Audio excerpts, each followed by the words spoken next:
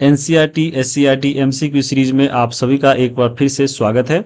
और आज के इस सीरीज में हिस्ट्री के चौथा वीडियो को हम लोग देखने वाले हैं, जिसमें हम लोग एनसीईआरटी, एससीईआरटी के एमसीक्यू को हम लोग यहाँ पे कवर करेंगे। और यह सभी एग्जामों के लिए बहुत इंपॉर्टेंट है, खास करके उनके लिए जो 71वीं बीपीएससी का पेपर देने वाले हैं और साथ में बीपीएससी टीआरई का पेपर देने वाले हैं, उनके लिए बहुत इंपॉर्टेंट है। क्योंकि यहाँ पे जो है बीपीएससी और साथ में टीआरई 4 का, चाहे सिविल सर्विस का, यहाँ पे जो है हम लोग प्रीवियस ईयर क्वेश्चन को भी शामिल किए हैं, ताकि आपको एक अंदाजा लगे, आप खुद से जो है क्वेश्चन बना सके, ये सोच सके कि हाँ यहाँ पे जो है एनसीईआरटी से सवाल कैसे पूछ सकता है, एनसीईआरटी से जो है एग्जामिनर सवाल कैसे बनाता है, ये खुद आपको आ जाएगा। एनसीईआरटी पढ़ना बड़ी बात नहीं है। यहाँ पे देखिए एनसीईआरटी पढ़ने के बाद वहां से कैसा क्वेश्चन बन सकता है, कैसा क्वेश्चन जो है वहां से एग्जाम में पूछा गया है प्रीवियस ईयर में, जब आप उसको पढ़ लीजिएगा, देख लीजिएगा, तब वो खुद एक जो है आपके अंदर कॉन्फिडेंस आ जाएगा कि हाँ यहाँ पे ऐसे क्वेश्चन बन सकता है। तो उसी को जो है हम लोग यहाँ पे देखेंगे। यहाँ पे ध्यान में रखिएगा, तो बहुत इंपॉर्टेंट होने वाला है आज का क्लास। ये आपको सभी एग्जामों के लिए इंपॉर्टेंट है, अगर कोई भी एग्जाम दे रहा है जहाँ पे जीके जीएस पूछ रहा है। आज का जो क्लास होने वाला है आपको हम थोड़ा सा बता देते हैं। अभी जो है हम लोग एनसीईआरटी का केवल मॉडर्न वाला ही पार्ट हम लोग कर रहे हैं, तो आज भी मॉडर्न ही होगा। और इसमें जो है 10th क्लास का जो आपका एक चैप्टर है भारत में राष्ट्रवाद, तो यहाँ पे भारत में जो राष्ट्रवाद है इसी से पूरा आपका एमसीक्यू आज का ये रहने वाला है। तो ये बहुत इंपॉर्टेंट है, ये पूरा मॉडर्न है और ये सबको काम में आएगा। चाहे आप कोई भी एग्जाम दे रहे हैं तो मॉडर्न से ही ज्यादा सवाल रहता है। और समझ लीजिए कि भारत में राष्ट्रवाद ये पूरा इसमें पढ़ना है और इसमें बहुत सारा क्वेश्चन पूछा गया है। आपको जब हम आगे दिखाएंगे तो खुद आपको समझ में आएगा। तो चलिए हम वीडियो को शुरू करते हैं। और यहाँ पे देखिए पहला क्वेश्चन दिया गया है कि वह प्रदेश कौन था जहां बाबा रामचंद्र ने जो है किसानों को संगठित किया और एक वहां पे संगठन बनाया। और ये जो आपका संगठन है, इस संगठन से जो है सवाल आपके बीपीएससी टीआरई में पूछ चुका है, इसलिए हम यहाँ पे एक उसी से मिलता जुलता सवाल आपके सामने रखे हैं। इसका आपको आंसर बताना है कि वह जो है कौन सा प्रदेश था जहां पे जो है रामचंद्र बाबा ने किसानों को संगठित किया और एक संगठन बनाया। चलिए संगठन का नाम भी बता देते हैं। यहाँ पे संगठन का नाम जैसे बताएंगे आपको आंसर बता दीजिएगा। ऐसे यहाँ पे इसका आंसर जो है ऑप्शन नंबर ए होगा, यानी अवध होगा। यहाँ पे इसको चलिए हम एनसीईआरटी में देखिए कहाँ पे दिया गया है। तो 10th क्लास का एनसीईआरटी पढ़िएगा जब चैप्टर नंबर 3 पेज नंबर 59, तो वहां पे ये आपको मिलेगा। चलिए आपको हम दिखाते हैं ये कहाँ पे है। ये देखिए सबसे पहले ये आपका एक क्वेश्चन भी देख लीजिए। यहाँ पे देखिए ये क्वेश्चन टीआरई 2 के जो है 6 to 8 में पूछा हुआ है कि किसने जो है अवध किसान सभा की स्थापना की थी। यहाँ पे जो है बाबा रामचंद्र दास, यहीं से क्वेश्चन पूछा था। और हम आपको पूछ लिए है कि यहाँ पे किसने जो है किसानों को संगठित किया और एक वहां पे आपको संगठन का निर्माण किया था, तो यही आपके बाबा रामचंद्र थे। ठीक है, अब यहाँ पे देखिए जो अवध में बनाए थे। अब ये क्वेश्चन जो है आपको पूछा था एग्जाम में, यहाँ से जब पढ़िएगा आप यहाँ पे असहयोग आंदोलन, तो यहीं पे जो असहयोग आंदोलन जब शहरों से बढ़कर देहात में फैला, जब देहात में इसका जो है विरोध हो रहा था, जब असहयोग आंदोलन चलाया जा रहा था, तो यहाँ पे देखिए लिखा गया था कि युद्ध के बाद देश के विभिन्न भागों में चले किसानों और आदिवासियों के साथ संघर्ष भी इस आंदोलन में समा गए। अब यहाँ पे पढ़िए अवध में जो है सन्यासी बाबा रामचंद्र किसानों का जो है नेतृत्व कर रहे थे। तो यहाँ से एग्जाम में ये भी पूछ सकता है कि असहयोग आंदोलन में जो है अवध का जो है नेतृत्व किसने किया था, तो सन्यासी बाबा रामचंद्र ने किया था। बाबा रामचंद्र जो है इससे पहले फिजी में जो है गिरमिटिया मजदूर के तौर पे काम कर चुके थे, उसके बाद ये भारत आए थे। उनका जो है आंदोलन ताल्लुकदारों और जमींदारों के खिलाफ था, जो किसानों से भारी भरकम लगान और तरह तरह के वसूल जो है कर रहे थे, उनके ये खिलाफ लड़ रहे थे। किसानों को जो है बेगार करनी पड़ती थी, यानी आपको कहीं पे काम करना पड़ता था, उसके बदले पैसा भी नहीं मिलता था। पट्टेदार के तौर पर जो है उनको पट्टे निश्चित नहीं होते थे, उन्हें बार बार जो है पट्टे की जमीन से हटा दिया जाता था, ताकि जमीन पर जो है उनका कोई अधिकार स्थापित न हो सके। तो इन्हीं सब मांगों को लेकर जो है यहाँ पे इन सब किसानों की मांग को लेकर ये जो बाबा रामचंद्र थे, जो आपको पहले फिजी में गिरमिटिया मजदूर के तौर पे काम कर रहे थे, तो ये आपको आते हैं भारत में, कहाँ पे, अवध में। अवध में जो है एक प्रतापगढ़ है, वहां पे आते हैं। यहाँ पे आने के बाद जो है किसानों की मांगों को लेकर आवाज उठाते हैं और यहाँ पे जो है अंग्रेजों का जो दमनकारी नीति होता है उसके जो है यहाँ पे बहिष्कार के लिए आवाज उठाते हैं। उसके बाद बहुत सारे स्थानों पर ये जो है घूमते हैं। जमींदारों को जो है नाई धोबी की सुविधाओं से भी वंचित करने के लिए जो है पंचायतों में नाई धोबी बंद का फैसला भी जो है ये सुनाते हैं। और यहाँ पे एक आंदोलन भी चलता है नाई धोबी बंद आंदोलन, क्योंकि इसका ये बाइकआउट किए थे। जून 1920 में जो है जवाहरलाल नेहरू ने अवध के गांवों का दौरा किया। यहाँ पे क्या हुआ कि जवाहरलाल नेहरू जो है अवध आते हैं और वो जो है अवध के किसानों को जो है जायजा लेते हैं और उनके साथ घूमते हैं, गांव वालों से बातचीत करते हैं और उनकी व्यवस्था समझने का प्रयास किए। उसके बाद जो है अक्टूबर तक जो है जवाहरलाल नेहरू, बाबा रामचंद्र और कुछ अन्य लोगों के नेतृत्व में जो है अवध किसान सभा का गठन किया गया था। और यही सवाल आपके एग्जाम में यहाँ से आया था, यहाँ से अवध किसान सभा का स्थापना किसने किया था, तो बाबा रामचंद्र दास। ऑप्शन नंबर यहीं से एग्जाम में क्वेश्चन पूछा था। आप लोग सोचते होंगे कि हाँ कहाँ से ये पूछता है, तो ये आपका यहीं से आंसर था। उसके अलावा एक और देखिए, ये टीआरई 1 के पीआरटी का सवाल है। आप लोग बोलते हैं कि हाँ पीआरटी में कहाँ से क्वेश्चन आता है, नहीं बताते हैं। देखिए ये पीआरटी का सवाल है 76 नंबर कि निम्नलिखित में से असहयोग आंदोलन में भाग लेने वाले खेतिहरों की प्रमुख मांग कौन सी थी। तो यही भी आप पढ़े हैं अभी, जो है राजस्व में कमी यहाँ पे देख रहे थे। यहाँ पे बेगारी उन्मूलन, यानी पैसा देकर जो है काम नहीं कराया जाता, फ्री में लोग काम कराता था। यहाँ पे देखिए बेगारी करनी पड़ती थी। देखिए राजस्व में जो है यहाँ पे आपको नए नए कर लगाए जाते थे, तरह तरह के कर वसूलते थे। यहाँ पे देखिए वन क्षेत्रों में अपने पशुओं को चराने, ईंधन की लकड़ी तथा फल इकट्ठा करने हेतु खेतिहरों का प्रवेश खोलना, ये तो आपका नहीं हुआ, लेकिन ये दोनों हो जाएगा। तो ऑप्शन नंबर यहाँ पे इसका डी हो जाएगा। तो ये आपका जो है क्वेश्चन यहीं से पूछा था। तो ये सब चीजें आपको ध्यान में रखना है कि कहाँ से क्वेश्चन पूछता है। उसके अलावा अब ये देखिए, ये बीपीएससी का सवाल है, 2022 में पूछा है और ये 1994 का है। अभी आप पढ़े हैं, ये क्वेश्चन पढ़िए कि एक सन्यासी जो फिजी में एक गिरगोटिया मजदूर के रूप में काम करने के बाद उस जिले में अपनी पीठ पर तुलसीदास रामायण की एक प्रति लेकर आया था, जिससे वह ग्रामीण श्रोताओं को छंद सुनाता था। यह जिस किसान नेता की जिक्र हो रही है, वह किसान कौन था।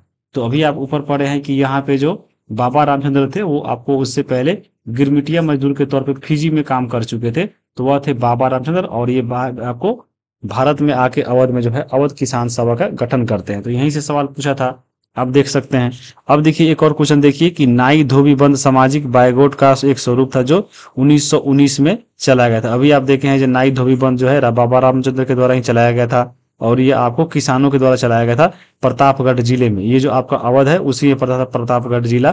तो यहाँ पे इसका ऑप्शन नंबर ए हो जाएगा। तो ये आप इतना देख लिए, 5-6 सवाल तो एक ही क्वेश्चन में आपको हम बता दिए। तो यहाँ पे कहने के लिए जो है हम लोग यहाँ पे इसको 20 क्वेश्चन को इसमें हम लोग ऐड करते हैं, लेकिन अगर एक से जो है आप यहाँ पे 5 क्वेश्चन भी अगर देखते हैं तो आपको 100 सवाल से भी ज्यादा आपको क्वेश्चन देखने को यहाँ पे सीखने को मिलेगा। तो ये आपको ध्यान में रखना है और पूरा इस तरह देखते जाना है। आपको क्वेश्चन का प्रूफ भी हम दिखा रहे हैं कि हाँ यहाँ से क्वेश्चन पूछा है। अब देखिए यहाँ पे अगला जो है 2 नंबर क्वेश्चन है कि असहयोग आंदोलन के दौरान होने वाले विधान परिषद के चुनाव में किस पार्टी ने जो है चुनाव का बहिष्कार नहीं किया था। आप सबको मालूम होना चाहिए कि मॉन्टेग्यू चेम्सफोर्ड सुधार अधिनियम आया था 1919 में। इसके तहत जो है विधान परिषदों का व्यवस्था किया गया और जो है 3 चुनाव हुए, 1920 में, 1923 में और 1926 में। तो यहाँ पे इस चुनाव में जो है किस पार्टी ने जो है इसका बहिष्कार नहीं किया था, क्योंकि जब असहयोग आंदोलन चल रहा था तो यहाँ पे जो है गांधी जी पूरा विरोधी थे कि हाँ यहाँ पे बहिष्कार करना है, चाहे विदेशी वस्त्र हो, चाहे विदेशी कपड़ा हो, चाहे विदेशी शिक्षा हो, कुछ भी हो, विदेशी हम लोग आविष्कार जो है हम लोग उसका उपयोग नहीं करेंगे। तो यहाँ पे जो है किस पार्टी ने जो है चुनाव का बहिष्कार नहीं किया था, क्योंकि वहां पे बहिष्कार आंदोलन भी चल रहा था, यानी बहिष्कार करना था, लेकिन किसने बहिष्कार नहीं किया था। आपके ऑप्शन यहाँ पे देख लीजिए, जस्टिस पार्टी है, कृषक प्रजा पार्टी है, जस्टिस पार्टी है, एक से अधिक या इनमें से कोई नहीं। तो इसका जो है सही आंसर होगा जस्टिस पार्टी। जस्टिस पार्टी ने जो है यहाँ पे चुनाव का बहिष्कार नहीं किया था। यानी आपको ऐसे याद रखिएगा कि यहाँ पे जो है यहाँ पे क्या था कि आंदोलन का बहिष्कार करना था, क्योंकि बहिष्कार आंदोलन चल रहा था असहयोग आंदोलन में। तो यहाँ पे जो है हमारे साथ जस्टिस नहीं हुआ था, क्योंकि एक जस्टिस पार्टी जो है इसको जस्टिस नहीं किया। तो यहाँ पे याद रखिएगा ऐसे कि जस्टिस पार्टी ने जो है इसका बहिष्कार नहीं किया था। अब देखिए ये क्वेश्चन जो है आपको 10th के एनसीईआरटी से पेज नंबर 58 पे दिया गया है, आप यहाँ पे पढ़ सकते हैं। देखिए ये तो आपको हम बताए ही थे। देखिए मॉन्टेग्यू घोषणा जो आया था इसमें जो है आपको 3 बार चुनाव हुआ, 1920 में, 23 में, 26 में। तो देखिए आपको कांग्रेस ने जो है पूरा इसमें बहिष्कार किया था असहयोग आंदोलन चलाने के कारण, लेकिन जो है आपका जो सुरेंद्रनाथ बनर्जी थे एक अलग थे। ये जो है आपको एक पार्टी बनाते हैं, नेशनल लिबरल फेडरेशन पार्टी, और यहाँ पे चुनाव में भाग लेते हैं और ये जीत भी जाते हैं। तो ये तो एक अलग सवाल है जो आपको हम यहाँ बताए हैं। आपको जो बुक में दिया है एनसीईआरटी में, वो आपको यहाँ पे हम बताना चाह रहे थे, वहीं से हम क्वेश्चन यहाँ पे उठाए हैं कि यहाँ पे जो आपको बताना है कि किसने बहिष्कार नहीं किया था। तो यहाँ पे पढ़िए, जब पढ़िएगा आपको असहयोग और खिलाफत आंदोलन जब 1921 में शुरू होता है, ये दोनों साथ में, तो वहीं पे देखिए शहरों में जो आंदोलन होता है तो यहाँ पे देखिए लिखा गया है, यहाँ पे देखिए मद्रास के अलावा जो है ज्यादातर प्रांतों में जो है विधान परिषदों का बहिष्कार किया गया। मद्रास के अलावा, याद रखिएगा, मद्रास के अलावा दूसरे जगह पर जो है विधान परिषदों का चुनाव बहुत बहिष्कार किया गया। मद्रास में जो है गैर ब्राह्मणों के द्वारा बनाई गई जो जस्टिस पार्टी था, इसका मानना था कि हम लोग जो है काउंसिल में प्रवेश करके उसमें जो भी अधिकार हम लोग को मिलते हैं समान रूप से, उसको केवल ब्राह्मणों को मिलते हैं। इसलिए इस पार्टी ने जो है चुनाव का बहिष्कार किया था। यानी जो मद्रास की पार्टी थी जस्टिस पार्टी, इसका मानना था कि हम लोग जो है चुनाव में भाग लेंगे और हम लोग जब मंत्री बन के जाएंगे, विधायक बन के जैसे लोग जाता है, जब कोई बिल पास होता है तो उसका हम लोग विरोध करेंगे, इनका ये मानना था। तो इसलिए जो है इन लोगों ने जो है यहाँ पे जस्टिस पार्टी ने क्या किया था, चुनाव का बहिष्कार नहीं किया था। तो बहुत इंपॉर्टेंट पॉइंट है, यहाँ से आपको याद रखना है, क्वेश्चन यहाँ से पूछ सकता है। अब देखिए अगला जो है यहाँ पे 3 नंबर क्वेश्चन, 3 नंबर क्वेश्चन है कि पश्चिमी आर्थिक एवं सांस्कृतिक प्रभुत्व का प्रतीक किसे माना जाता है। ये आपको मान देखिए, ऑप्शन है विदेशी कपड़ा, पश्चिमी शिक्षा, पश्चिमी सभ्यता, एक से अधिक या इनमें से कोई नहीं। ये आपको बताना है। 10th के एनसीईआरटी का सवाल है पेज नंबर 57 पे। यानी आपको जो भारत में जो आपके पश्चिमी सभ्यता, यानी पश्चिमी को ही बोलते हैं हम लोग यूरोपीय सभ्यता, तो यहाँ बताना है जैसे अंग्रेज वाला लोग, तो यूरोपीय सभ्यता का प्रतीक किसे बोलते हैं, ये आपके एनसीईआरटी का सवाल है। तो यहाँ पे इसका सही आंसर होगा ऑप्शन नंबर ए, यानी विदेशी कपड़ा को जो है पश्चिमी आर्थिक सभ्यता का जो है इसका जो है प्रतीक माना जाता था। अब देखिए यहाँ पे पढ़िएगा जब पेज नंबर आपके 57, तो ये आपको देखने को मिलेगा एक इस प्रकार का आपको बॉक्स, और यहाँ पे जब पढ़िएगा तो लिखा गया है, देखिए विदेशी कपड़ों को जो है पश्चिमी आर्थिक एवं सांस्कृतिक प्रभुत्व का प्रतीक माना था। तो इसका आंसर विदेशी कपड़ा हो जाएगा। यहाँ पे जो छोटे छोटे ऐसे बॉक्स रहते हैं, यहाँ से एग्जाम में बहुत क्वेश्चन पूछता है। जैसे आप ये देख लीजिए बॉक्स एक उसी का है, 10th क्लास का ही बॉक्स है। यहाँ से जो है आपके एग्जाम में बीपीएससी के टीआरई में क्वेश्चन पूछा हुआ था कि आपको गांधी जी के द्वारा जब यहाँ पे दक्षिण अफ्रीका में थे तो वहाँ पे नस्ल भेदी कानूनों के खिलाफ यहाँ पे सत्याग्रह चलाया था, तो वहाँ पे जो है यात्रा निकला था। तो वह पूछा था कि यहाँ पे गांधी जी के द्वारा जो है अफ्रीका में नस्ल भेदी कानूनों के खिलाफ सत्याग्रह में कहाँ से लेकर कहाँ तक यात्रा हुई थी, तो नक्सल से ट्रांसवाल के बीच में हुआ था। याद रखिएगा, न्यू कैसल से ट्रांसवाल के बीच में होता है। ये क्वेश्चन आपको एग्जाम में पूछा जा चुका है। ये आपको अभी हम ऐसे ही बताए हैं कि बॉक्स से भी सवाल ऐसे पूछता है। अब देखिए अगला यहाँ पे क्वेश्चन है, क्वेश्चन नंबर 4 है कि किसने कहा था कि भारत में ब्रिटिश शासन भारतीयों के सहयोग से ही स्थापित हुआ है और यह शासन भारतीयों के सहयोग के कारण ही चल रहा है। यानी भारत में जब ब्रिटिश शासन स्थापित हो गया था तो किसने यह कहा था कि यहाँ पे जो भारत में ब्रिटिश शासन है वह भारतीयों के सहयोग से ही स्थापित हुआ है और उसी के कारण चल भी रहा है। तो ये आपको ऑप्शन है महात्मा गांधी, चित्तरंजन दास, जवाहरलाल नेहरू, एक से अधिक या इनमें से कोई नहीं। ये आपको बताना है, एनसीईआरटी के 56 नंबर पेज पे है। तो ये जो है आपको महात्मा गांधी के द्वारा कहा गया था। ऑप्शन नंबर इसका ए हो जाएगा। आप लोग पूछते हैं कि हाँ कहाँ से आता है, ऐसे सवाल नहीं मिलता है हमको कथन में, तो ये आपको ध्यान में रखिएगा, एनसीईआरटी से मिला है। अब देखिए आपका देखिए असहयोग जब आंदोलन पढ़िएगा तो वहां पे लिखा गया है, यहाँ पे गांधी जी के द्वारा एक पुस्तक लिखा गया था हिंद स्वराज 1909 में। तो गांधी जी जो है हिंद स्वराज में बोले थे, कहा था कि भारत में ब्रिटिश शासन जो है भारतीयों के सहयोग से ही पदस्थापित हुआ है और यह शासन इसी के कारण चल पड़ा है। अगर भारत के लोग जो है अपना सहयोग अगर वापस ले ले तो साल भर के भीतर ही जो है ब्रिटिश शासन यहाँ पे ढह जाएगा, यानी समाप्त हो जाएगा और स्वराज की स्थापना हो जाएगी। ये जो है असहयोग आंदोलन में ही कहा गया था। और यहाँ पे इस जो असहयोग आंदोलन जब पारित हुआ था तो आपको हम बता दें कि इसी में जो है यहाँ पे स्वराज की कही गई थी कि हाँ 1 साल के अंदर जो है आपको हम स्वराज दिला देंगे, और यहाँ से भी क्वेश्चन एग्जाम में पूछा गया है। यहाँ पे हम आगे उसके बारे में कवर करेंगे। अब देखिए अगला जो है क्वेश्चन नंबर 5 है। अब देखिए यहाँ पे अगला है क्वेश्चन नंबर 5 कि कांग्रेस के किस अधिवेशन में महात्मा गांधी ने दूसरे नेताओं को इस बात पे राजी कर लिया था कि खिलाफत आंदोलन के समर्थन और स्वराज के लिए असहयोग आंदोलन शुरू किया जाना चाहिए। यानी सीधा सवाल यह है कि आपको खिलाफत आंदोलन और असहयोग आंदोलन दोनों को जो है चलाने के लिए प्रस्ताव कब रखा गया था, किस अधिवेशन में रखा गया था, ये आपको बताना है। ऑप्शन आपके यहाँ पे है कलकत्ता अधिवेशन 1920, नागपुर अधिवेशन 1920, अहमदाबाद अधिवेशन 1921 या एक से अधिक, इनमें से कोई नहीं। आपको थोड़ा सा क्वेश्चन यहाँ पे समझा दे रहे हैं कि खिलाफत आंदोलन और यहाँ पे असहयोग आंदोलन दोनों को जो है कब प्रस्ताव रखा गया था, किस अधिवेशन में रखा गया था, ये आपको बताना है। और एक और क्वेश्चन आता है कि खिलाफत आंदोलन और असहयोग आंदोलन चलाने के लिए ये जो है प्रस्ताव किस अधिवेशन में पारित हुआ था। ये दोनों जो है आपके अलग अलग सवाल है, ये आपको बताना है, यहाँ पे प्रस्ताव वाला बताना है। तो इसका सही आंसर हो जाएगा कलकत्ता अधिवेशन 1920। और पूछे अगर पारित, तो पारित में पूछे तो ये आपका नागपुर अधिवेशन है। ये दोनों जो है देखिए आपको 1920 में 2 अधिवेशन हुआ था। एक तो आपको फिक्स था, जैसे कांग्रेस का क्या था रूल कि आपको एक जो है हमेशा आपको अधिवेशन होता था, जो वार्षिक अधिवेशन होता था, ये वार्षिक अधिवेशन था। और ये जो है होता था हर साल के लास्ट महीने में, यानी दिसंबर में होता था। लेकिन अगर कुछ जरूरी पड़ जाए विशेष परिस्थिति में, तो यहाँ पे जो है दिसंबर से पहले जो है विशेष अधिवेशन बुलाया जाता था। तो ये जो आपका कलकत्ता अधिवेशन था, ये एक विशेष अधिवेशन था और इसकी जो अध्यक्षता कर रहे थे, बहुत इंपॉर्टेंट नाम है और यहाँ से क्वेश्चन बहुत पूछा गया है। यहाँ पे जो इसकी अध्यक्षता कर रहे थे वह कर रहे थे लाला लाजपत राय, ठीक है। और यहाँ से क्वेश्चन ऐसे पूछ देता है कि लाल बाल पाल में से जो है कौन एकमात्र व्यक्ति थे जो कांग्रेस का अध्यक्षता किए थे। आपको मालूम होगा लाल बाल पाल, जिनको त्रिगुट बोला जाता है, बिपिन चंद्र पाल, लाला लाजपत राय, इन लोगों को जो है लाल बाल और पाल, ये 3 त्रिगुट था। तो इसमें से पूछा जाता है कि ये त्रिगुट में से कौन ऐसे एकमात्र व्यक्ति थे जो कांग्रेस की अध्यक्षता किए हैं। तो यही आपको लाल यानी लाला लाजपत राय किए थे। कौन सा अधिवेशन? तो विशेष अधिवेशन कलकत्ता अधिवेशन था 1920 वाला, जिसमें आपको खिलाफत आंदोलन और असहयोग आंदोलन का जो है प्रस्ताव रखा गया था।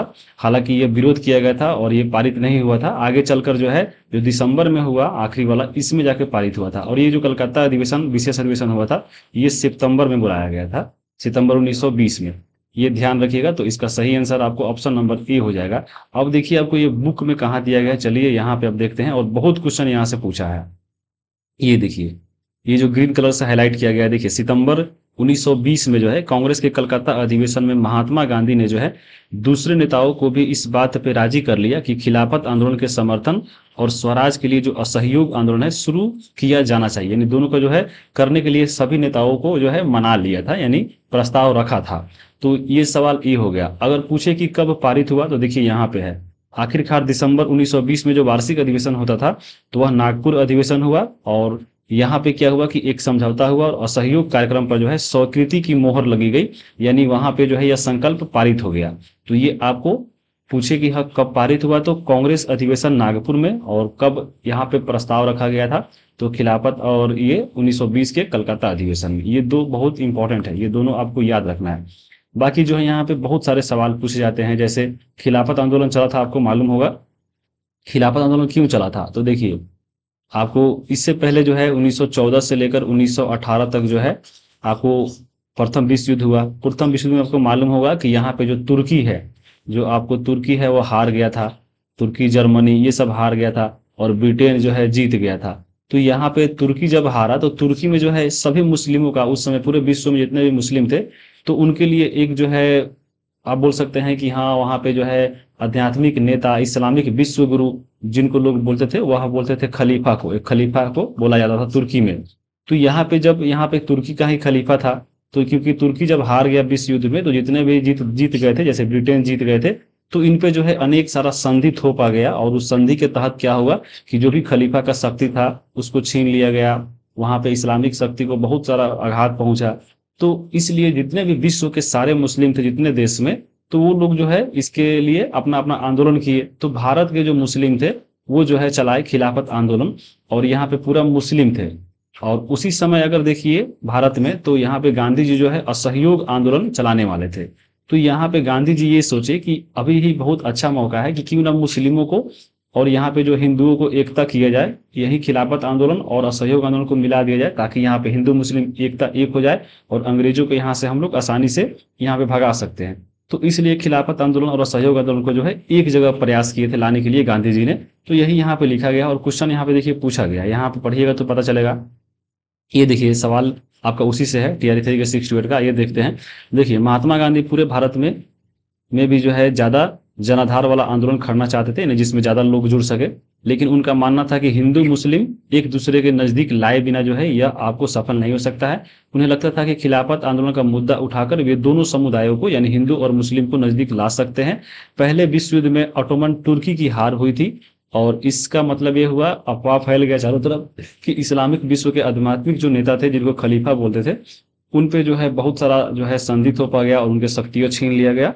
खलीफा की तत्कालीन शक्तियों की रक्षा के लिए जो है, तो इन शक्तियों की रक्षा के लिए 1919 मार्च में जो है बंबई में एक खिलाफत समिति का आपको गठन किया गया और इसका अध्यक्षता जो किए थे आपको महात्मा गांधी ही किए थे। बहुत इंपॉर्टेंट है, ये भी याद रखिएगा। उसके बाद देखिए मोहम्मद अली जिना और साथ में शौकत अली बंधु के साथ मिलकर जो है इन्हीं ने जो है आपको खिलाफत समिति का गठन किया था। और मोहम्मद अली जिना और शौकत अली से जो है आपको गांधी जी जाकर मिलते हैं और चर्चा करते हैं कि हाँ आप लोग हमसे जुड़िए और असहयोग और खिलाफत दोनों साथ में चलाया जाना चाहिए। हालांकि आगे चलकर कुछ नेताओं ने जो है इसका विरोध भी किया था, उसको हम आगे देखेंगे। और इसी के लिए जो है 19 सितंबर 1920 में अधिवेशन बुलाया गया था, कांग्रेस का विशेष अधिवेशन, जिसमें जो है गांधी जी बहुत सारे नेताओं को जो है मना लिए थे कि हाँ महात्मा और खिलाफत और असहयोग दोनों साथ में चले। जिससे हम क्वेश्चन आपको पूछे हैं, ये तो क्वेश्चन हो गया। अब देखिए यहीं से क्वेश्चन पूछा है आपको 23 नंबर है कि किस घटना से खिलाफत आंदोलन के लिए उत्प्रेरक का काम किया था। तो देखिए आपको वर्साई की संधि हुई थी, जो देश हारे थे जैसे तुर्की हो गया या आपको जर्मनी हो गया, तो इन सभी के साथ जो है आपको संधि हुआ था। तो जैसे वर्साई की संधि हुआ तो इसी के संधि के तहत जो है जर्मनी तुर्की का बहुत सारा जो है अधिकार छीन लिया गया। तो इसी घटना के कारण ही जो है आपको खिलाफत आंदोलन शुरू हुआ था। तो यही पूछा था, तो ऑप्शन नंबर इसका आपका ए हो जाएगा। एक और क्वेश्चन यहाँ पे देख लीजिए कि किस कांग्रेस के अधिवेशन में असहयोग आंदोलन संकल्प ले लिया गया था। तो आपको बता दिए थे संकल्प पारित हो गया था नागपुर अधिवेशन में। तो यहाँ पे ऑप्शन नंबर इसका ए हो जाएगा। अब देखिए आपको जो है हम अपने नोट से जो इंडियन नेशनल मूवमेंट आपको पढ़ाए हैं यूट्यूब पे आज से 2 साल पहले, और उस पे जो है आपको मतलब 20 लाख लोग उसको देख चुके हैं। तो आपको वहां से भी क्वेश्चन बहुत सारा पूछा है एग्जाम में। अब देखिए आपको हम बताते हैं इसमें क्या पढ़ना है। देखिए असहयोग आंदोलन पढ़ा रहे थे तो ये आपको प्रथम जन आंदोलन था, लेकिन इसमें बहुत सारा लोग जो क्योंकि शामिल हुए थे, आम जनता भी शामिल हुए थे। आंदोलन की जो घोषणा हुई थी 20 जुलाई को हुई थी 1920 में, और इसकी शुरुआत हुई थी 1 अगस्त 1920 को। 1 अगस्त को क्योंकि तिलक की मृत्यु हुई थी तो इन्हीं के उपलक्ष्य में जो है 1 अगस्त को शुरू किया गया था असहयोग आंदोलन। अब यहाँ पे बताए हैं ऊपर ही कि जो है आपको 1920 में 2 अधिवेशन हुआ था, एक कलकत्ता अधिवेशन और दूसरा जो है नागपुर अधिवेशन। कलकत्ता अधिवेशन में लाला लाजपत राय बने थे, जिसमें असहयोग आंदोलन का प्रस्ताव रखा गया था और यहाँ पे पारित कराने की कोशिश किया गया था, लेकिन पारित नहीं हुआ था।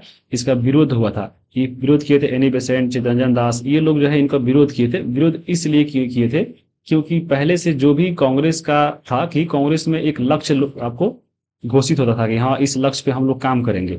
तो इससे पहले जो आपका 1920 से पहले जो लक्ष्य था आपको कांग्रेस का, वह था स्वशासन। स्वशासन भी कैसा, तो आपको अंग्रेजों के अंदर यानी अंग्रेजों के अंदर रहकर ही अपना प्रशासनिक सुधार ये लोग लक्ष्य रखे थे। और जो भी कांग्रेस के उस समय नेता थे, जो भी इनके सदस्य थे कांग्रेस के, वो लोग चाहते थे कि यहाँ पे स्वशासन को हटाकर इसके जगह पे जो है हम लोग यहाँ पे स्वराज रखें। स्वराज मतलब यानी अपना राज, यानी हम राजा हम ही हो और हमारे अंदर ही सब कुछ, हम प्रशासनिक सुधार देखें। तो इसको बदलने के लिए यहाँ पे स्वशासन की जगह पे यानी अंग्रेजों के अंडर स्वशासन की जगह पे स्वराज रखने के लिए जो है इनका विरोध किए थे। लेकिन जब फिर आगे चलकर जो वार्षिक अधिवेशन हुआ दिसंबर वाला, तो उसमें जो है यहाँ पे गांधी जी क्या किए कि जो पुराने लक्ष्य थे स्वशासन, जो अंग्रेजी शासन के अंदर स्वशासन था, उसके स्थान पर जो है स्वराज रख दिए। फिर जाकर यहाँ पे जो लोग विरोध किए थे तो वो लोग भी जो है इसमें हामी भरते हैं, चलिए ठीक है हम लोग इसका सहयोग करेंगे, असहयोग आंदोलन को चलाया जाए। तब जाकर जो है यहाँ पे असहयोग आंदोलन पारित हो गया था। तो यहाँ पे किसी भी आंदोलन चलाने के लिए पैसा चाहिए, तो यहाँ पे जो है आपको, क्योंकि ये पूरा बड़ा जन आंदोलन था तो इसमें बहुत लोग यहाँ पे हेल्प किए थे। तो पैसा के लिए जो है यहाँ पे एक तिलक स्वराज फंड बनाया गया था यहाँ पे इसी असहयोग आंदोलन में, जिसमें जो है बहुत कम दिनों में ही जो है 1 करोड़ से ज्यादा रुपया इसमें जमा हो गया था। और यहाँ पे असहयोग आंदोलन पारित हो गया। और यहाँ पे इससे क्वेश्चन पूछा चुका है। यहाँ पे देखिए 134 नंबर क्वेश्चन है कि तिलक स्वराज निधि के लिए कितने रुपए एकत्रित किए गए थे। तो यहाँ पे ऑप्शन नंबर ही इनमें से कोई नहीं। देखिए 50 लाख, 90 लाख, 99 लाख है, नहीं, 1 करोड़ से ज्यादा हुआ था। तो ऑप्शन नंबर आपका ई हो गया। और ये क्वेश्चन एग्जाम में पूछा गया है और ये आपको हम एग्जाम से पहले पढ़ा दिए थे। जो भी वीडियो देखे थे, जिनके पास PDF होगा वो आप सही बनाकर आए होंगे हालांकि बुक में भी दिया गया है, आपको हम बुक में भी प्रूफ दिखा देंगे। अब देखिए यहाँ से बहुत सारा क्वेश्चन पूछा गया था, ये देखिए ये भी क्वेश्चन उसी से है कि एक वर्ष में स्वराज का नारा जो है गांधी जी ने कब दिया था, तो असहयोग आंदोलन के दौरान ही दिया था। यानी जब गांधी जी स्वराज का लक्ष्य रखे तो यहाँ पे बोल दिए थे कि हम लोग को एक साल के अंदर जो है असहयोग स्वराज अगर नहीं मिला तो हम लोग जो है बड़े स्तर पे आंदोलन करेंगे, जिसको असहयोग आंदोलन बोला गया। तो ये असहयोग आंदोलन के समय में ही दिया गया था। तो ऑप्शन नंबर यहाँ पे इसका बी हो जाएगा, और ये यूपीपीसीएस के मेंस का सवाल है, ये ध्यान में रखिएगा। आगे देखिए एक और क्वेश्चन उसी से जुड़ा हुआ है। देखिए भारतीय राष्ट्रीय कांग्रेस का सितंबर 1920 में कलकत्ता अधिवेशन हुआ था, विशेष अधिवेशन, जिसमें असहयोग आंदोलन का प्रस्ताव पारित रखा गया था, हालांकि विरोध हुआ था बाद में। तो इसका अध्यक्ष कौन थे, तो अभी बताए हैं लाल बाल पाल में से एकमात्र लाल, यानी आपको लाला लाजपत राय। ये आपको राजस्थान के पीसीएस का सवाल है, तो ये आपको ध्यान में ये सब रखना चाहिए। ये देखिए एक और क्वेश्चन देख लीजिए, टीआरई 2 के 6-8 का है कि 1920 के असहयोग आंदोलन के दौरान कांग्रेस के विधान परिषदों के बहिष्कार का सिद्धांत का कौन सा जो है प्रबल विरोधी था। यानी 1920 में जो असहयोग आंदोलन हुआ तो उस समय जो है आपको चुनाव हुआ था विधान परिषद का। आपको यहाँ पे समझ लीजिए, देखिए क्या हुआ था कि आपको मॉन्टेग्यू चेम्सफोर्ड सुधार अधिनियम आया था 1919 में, तो इसके तहत जो है विधान परिषदों में चुनाव होना था। तो 3 चुनाव हुए, पहला चुनाव हुआ 1920 में, दूसरा चुनाव हुआ 1923 में, और तीसरा चुनाव हुआ 1926 में। तो यहाँ पे देखिए बहुत सारे जो ऐसे नेता थे, जो कांग्रेस के नेता थे, ये लोग चाहते थे कि हम लोग जो है विधान परिषद का चुनाव में भाग ले और जीते, और एज एक विधायक या एक मंत्री जाएंगे अगर विधान परिषद में, तो जो भी वहां पे नियम पारित हो रहा है, जैसे संसद में नियम पारित होता है तो विधायक लोग उस पर सिग्नेचर करते हैं कि हाँ इसको पारित किया जाए। तो ये लोग चाहते थे कि जो भी हमारे विरुद्ध, जो भारतीयों के विरुद्ध में कोई कानून पारित होगा तो हम लोग जाकर इसके विरोध में वोट करेंगे और इसको पारित नहीं होने देंगे। तो बहुत सारे वैसे लोग थे जो यहाँ पे जो है विधान परिषदों के बहिष्कार के जो है प्रबल विरोधी थे, यानी इनका विरोध कर रहे थे। तो वह कौन कौन थे, जैसे देखिए अभी इसको पढ़ने में पता चलेगा। इसका आंसर होगा मोतीलाल नेहरू, चित्तरंजन दास, यानी ऑप्शन नंबर इसका डी सही आंसर होगा। और ये टीआरई 2 के 6-8 का सवाल है। अब यहाँ पे आप इसमें समझ लीजिए ये कैसे होगा। जैसे देखिए असहयोग आंदोलन का विरोध किसने किया था, तो देखिए मोहम्मद अली जिन्ना किए थे। ये क्यों किए थे, तो इनका मानना था कि ये खिलाफत जो आंदोलन है ये एक धार्मिक आंदोलन है, क्योंकि मुस्लिमों का आंदोलन था, और जो असहयोग आंदोलन था वो राजनीतिक आंदोलन था। तो इनका मानना था कि ये दोनों जो है एक साथ मिलाकर नहीं चलाइए, तो इसलिए जो है मोहम्मद अली जिन्ना विरोध किए थे। बाकी यहाँ पे देखिएगा मोतीलाल नेहरू, चित्तरंजन दास और बिपिन चंद्र पाल, ये जो तीनों व्यक्ति थे, ये लोग चाहते थे कि जो भारत सरकार अधिनियम 1919 यानी मॉन्टेग्यू चेम्सफोर्ड अधिनियम जो आया था 1919 में, उसके तहत जो 20 में चुनाव होने वाला था, इसमें जो ये लोग चाहते थे कि हम इसमें सदस्य बनकर जाए, और यहाँ पे जो है जो हमारे विरुद्ध कानून आ रहा है उसको हम लोग असहयोग करें, इनका ये मानना था। लेकिन यहाँ पे गांधी जी इन लोगों को बहुत सारा मनाए, और मानने के बाद ये लोग मान गए थे, और फिर चलकर जो है आगे ये लोग जो है विरोध करना छोड़ दिए थे। लेकिन फिर जब असहयोग आंदोलन वापस ले लिया जाता है, तब जाकर अगला साल यानी 1923 में जो है आपको मालूम होगा स्वराज पार्टी बनता है इन्हीं के द्वारा, और फिर ये लोग जो है अगला चुनाव में भाग लेते हैं। 1920 वाला में नहीं लेते हैं, 1923 वाला में लेते हैं, ये आपको ध्यान में रखिएगा। और यहाँ पे एक और चीज था कि जब जैसे गांधी जी थे, तो गांधी जी का मानना था कि भाई अगर बहिष्कार हो रहा है तो सारा चीज का होना चाहिए, चाहे आपके पास नौकरी हो अंग्रेज वाला, चाहे शिक्षा हो, चाहे रोजगार हो, चुनाव हो, सारा का हम बहिष्कार करेंगे, विदेशी वस्तु सारा का बहिष्कार करेंगे। और इसी के चलते जो है आपको जो रविंद्रनाथ टैगोर थे, इनका ये भी विरोध किए थे असहयोग आंदोलन का। इनका कहना था कि यहाँ पे जो है गांधी जी चाहते हैं कि संपूर्ण बहिष्कार हो, ये आपका बिल्कुल गलत है। यहाँ पे जो है हम लोग कपड़ा जला रहे थे अंग्रेजों को, विदेशी वस्तुओं को जो लोग जला रहे थे, तो वो निष्ठुर बर्बादी है। तो यहाँ पे ये क्वेश्चन पूछा भी गया है कि यहाँ पे किसने कहा है, मतलब किसने कहा कि विदेशी वस्तुओं को होली जलाना निष्ठुर बर्बादी है, तो रविंद्रनाथ टैगोर इसी के द्वारा कहा गया था। तो ये सब जो है, जैसे सुरेंद्रनाथ बनर्जी है, तो इन्होंने भी जो बहिष्कार किया था, और ये 1920 के चुनाव में आपको भाग भी लिए थे, ये भी याद रखिएगा। 1920 वाला तो हम अलग पूछे, ये 1920 के चुनाव में आपको भाग भी लिए थे, एक पार्टी बनाए थे नेशनल फेडरेशन पार्टी, ये भाग लिए थे। उसके बाद आप देख सकते हैं एनी बेसेंट भी जो है इनका विरोध किए थे। तो ये सब जो है आपको चलते रहता था। तो यहाँ पे आपको समझ में आ गया होगा बहुत सारा चीज जो आपको हम बताना चाहते थे इस क्वेश्चन में, ठीक है। अब आगे हम चलते हैं अगले क्वेश्चन पे, आगे फिर आपको आगे हम बताएंगे जैसे आएगा। एक और क्वेश्चन देख लीजिए, सहयोग आंदोलन से ही पूछा हुआ है, टीआरई 2 के पीआईटी में पूछा है कि किस आंदोलन के दौरान जो है बिहार विद्यापीठ की स्थापना हुई थी। तो ये भी आपको असहयोग आंदोलन के कारण ही हुआ था, ऑप्शन नंबर बी होगा। जैसे अभी आप पढ़े हैं कि इसका जो बहिष्कार हो रहा था कि गांधी जी चाहते थे कि अंग्रेजी शिक्षा का भी बहिष्कार हो, तो शिक्षा का बहिष्कार कीजिएगा तो उसके बदले भी तो आप कॉलेज स्थापित कीजिएगा ताकि लोग यहाँ पे पढ़े। तो उसके इसलिए जो है वहां पे बहुत सारा आपको स्कूल खोला गया था उस टाइम में जब बहिष्कार हुआ था। तो जैसे यहाँ पे आप देख सकते हैं, काशी विद्यापीठ बना था असहयोग आंदोलन में ही, आपको महाराष्ट्र विद्यापीठ, गुजरात विद्यापीठ, बिहार विद्यापीठ बना था, नेशनल कॉलेज कलकत्ता में खोला गया था, सुभाष चंद्र बोस इसके प्राचार्य बने थे, जामिया मिलिया इस्लामिया भी जो है इसी में बना था जो दिल्ली में है आपके, अलीगढ़ मुस्लिम विश्वविद्यालय भी इसी के तहत बना था, राष्ट्रीय महाविद्यालय जो बिहार में है ये भी बना है, राजेंद्र प्रसाद इसके प्राचार्य बने थे, इसका स्थापना हुआ था 5 जनवरी 1921 को। और ये जो आपका राष्ट्रीय महाविद्यालय था जब ये बन गया था, बाद में आगे चलकर जब महात्मा गांधी जो है यहाँ पे क्या हुआ देखिए, राष्ट्रीय महाविद्यालय के प्रांगण में ही 6 फरवरी 1921 को गांधी जी के द्वारा बिहार विद्यापीठ की स्थापना की गई थी और इसके कुलाधिपति बने थे मजहरुल हक और कुलपति बने थे ब्रजकिशोर प्रसाद। तो ये बहुत इंपॉर्टेंट है, यहाँ से क्वेश्चन पूछता है तो आपको ध्यान में रखना चाहिए। अब देखिए आगे अगला क्वेश्चन है 6 नंबर।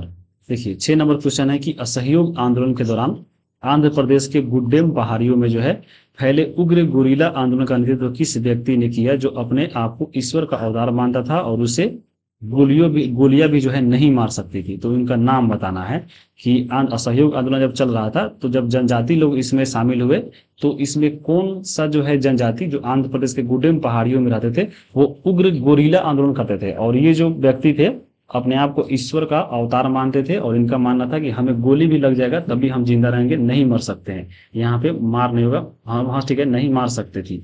तो उस व्यक्ति का नाम बताना है। ऑप्शन है अलूरी सीताराम राजू, बाबा रामचंद्र, पुडुकुड़ी, वीर सिंगम और उपयुक्त में से एक से अधिक, इनमें से कोई नहीं। ये भी आप 10th का एनसीईआरटी पढ़िएगा तो पेज नंबर 59 पे दिया गया है। तो इसका सही आंसर होगा आपके Alluri Sitaram Raju, option number A.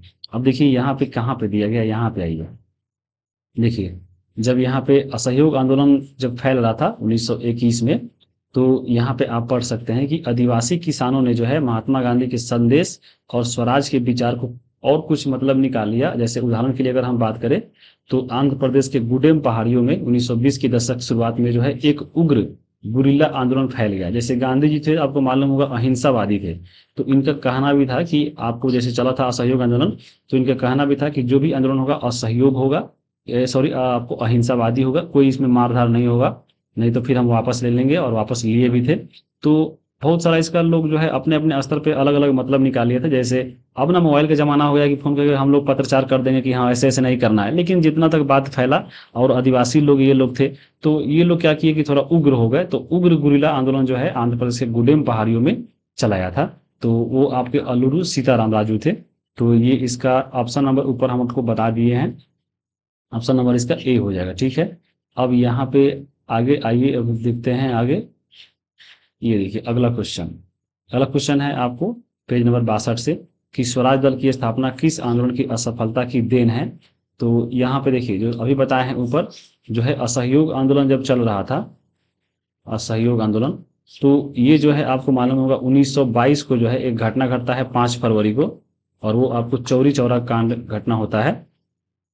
Chauri Chaura यहाँ पे जो है पुलिसों की हत्या कर दी जाती है, 22 पुलिस कर्मियों को जो है जेल में जला दिया जाता है। तो यह जो है क्योंकि अहिंसा हो गया था तो गांधी जी जो है क्या किए थे कि असहयोग आंदोलन को वापस ले लिए थे, और फिर क्योंकि वापस लिए तो बहुत यहाँ पे नाराजगी छा गई थी, क्योंकि बहुत सारे लोग जो थे बहिष्कार आंदोलन में क्या हुआ था कि यहाँ पे अपना शिक्षा त्याग दिए थे, नौकरी त्याग दिए थे, कोई अपना वकालत त्याग दिया था। तो ये बहुत बड़े क्योंकि जनाधार आंदोलन था, पूरा लोग इसमें प्रभावित हुआ था, तो इसलिए जो है नाराज होकर स्वराज दल का स्थापना किया गया था आपको मोतीलाल नेहरू के द्वारा।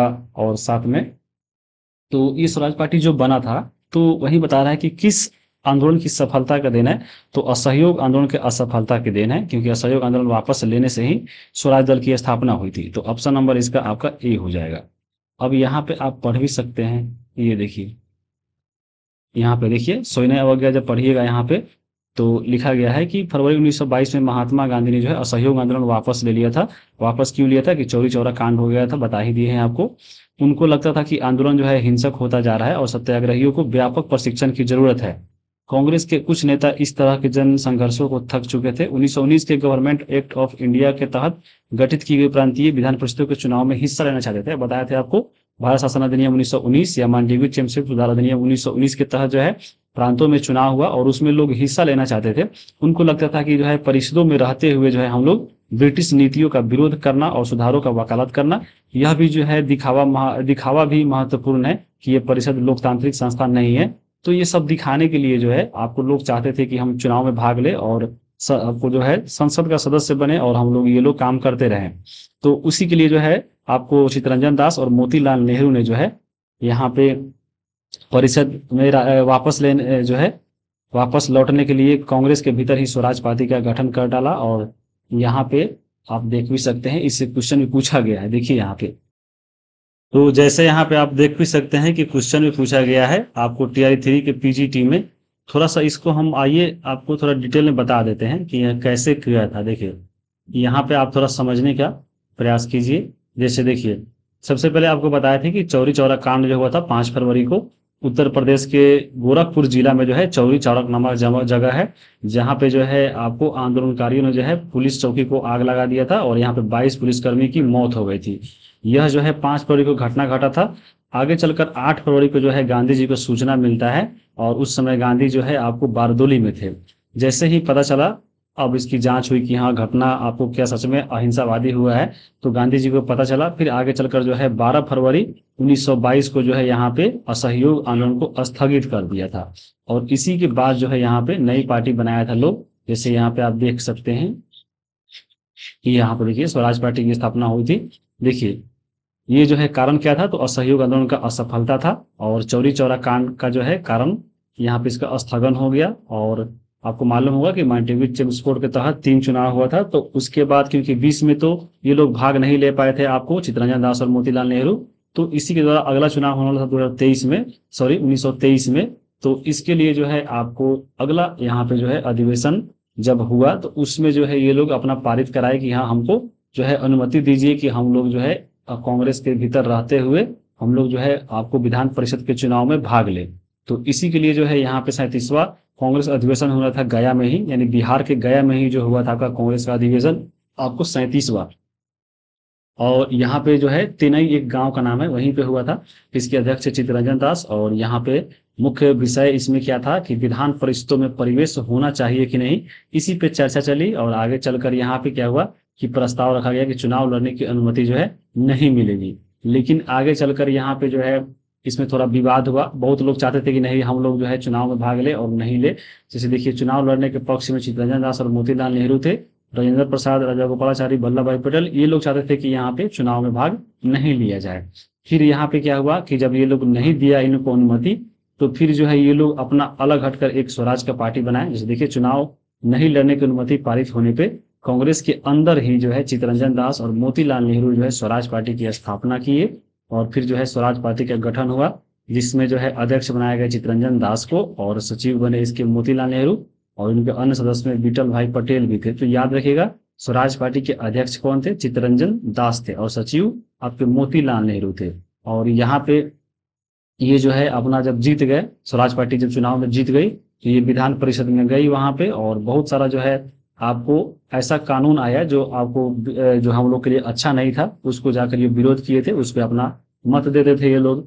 तो ये क्वेश्चन याद रखिएगा। बाकी यहाँ पे देखिए एक भी ये याद रखिएगा कि बिहार में जो स्वराज पार्टी बनी थी आपको श्री कृष्ण सिंह के इसमें अध्यक्षता में बना था। गठन ये किए थे श्री कृष्ण सिंह प्रथम ने और इसके अध्यक्ष बने थे श्री नारायण सिंह और सचिव थे अब्दुल बारी। तो यहाँ से भी क्वेश्चन पूछे तो आपको हम बता दिए हैं, इतना चीजें आपको इसमें याद रखिएगा।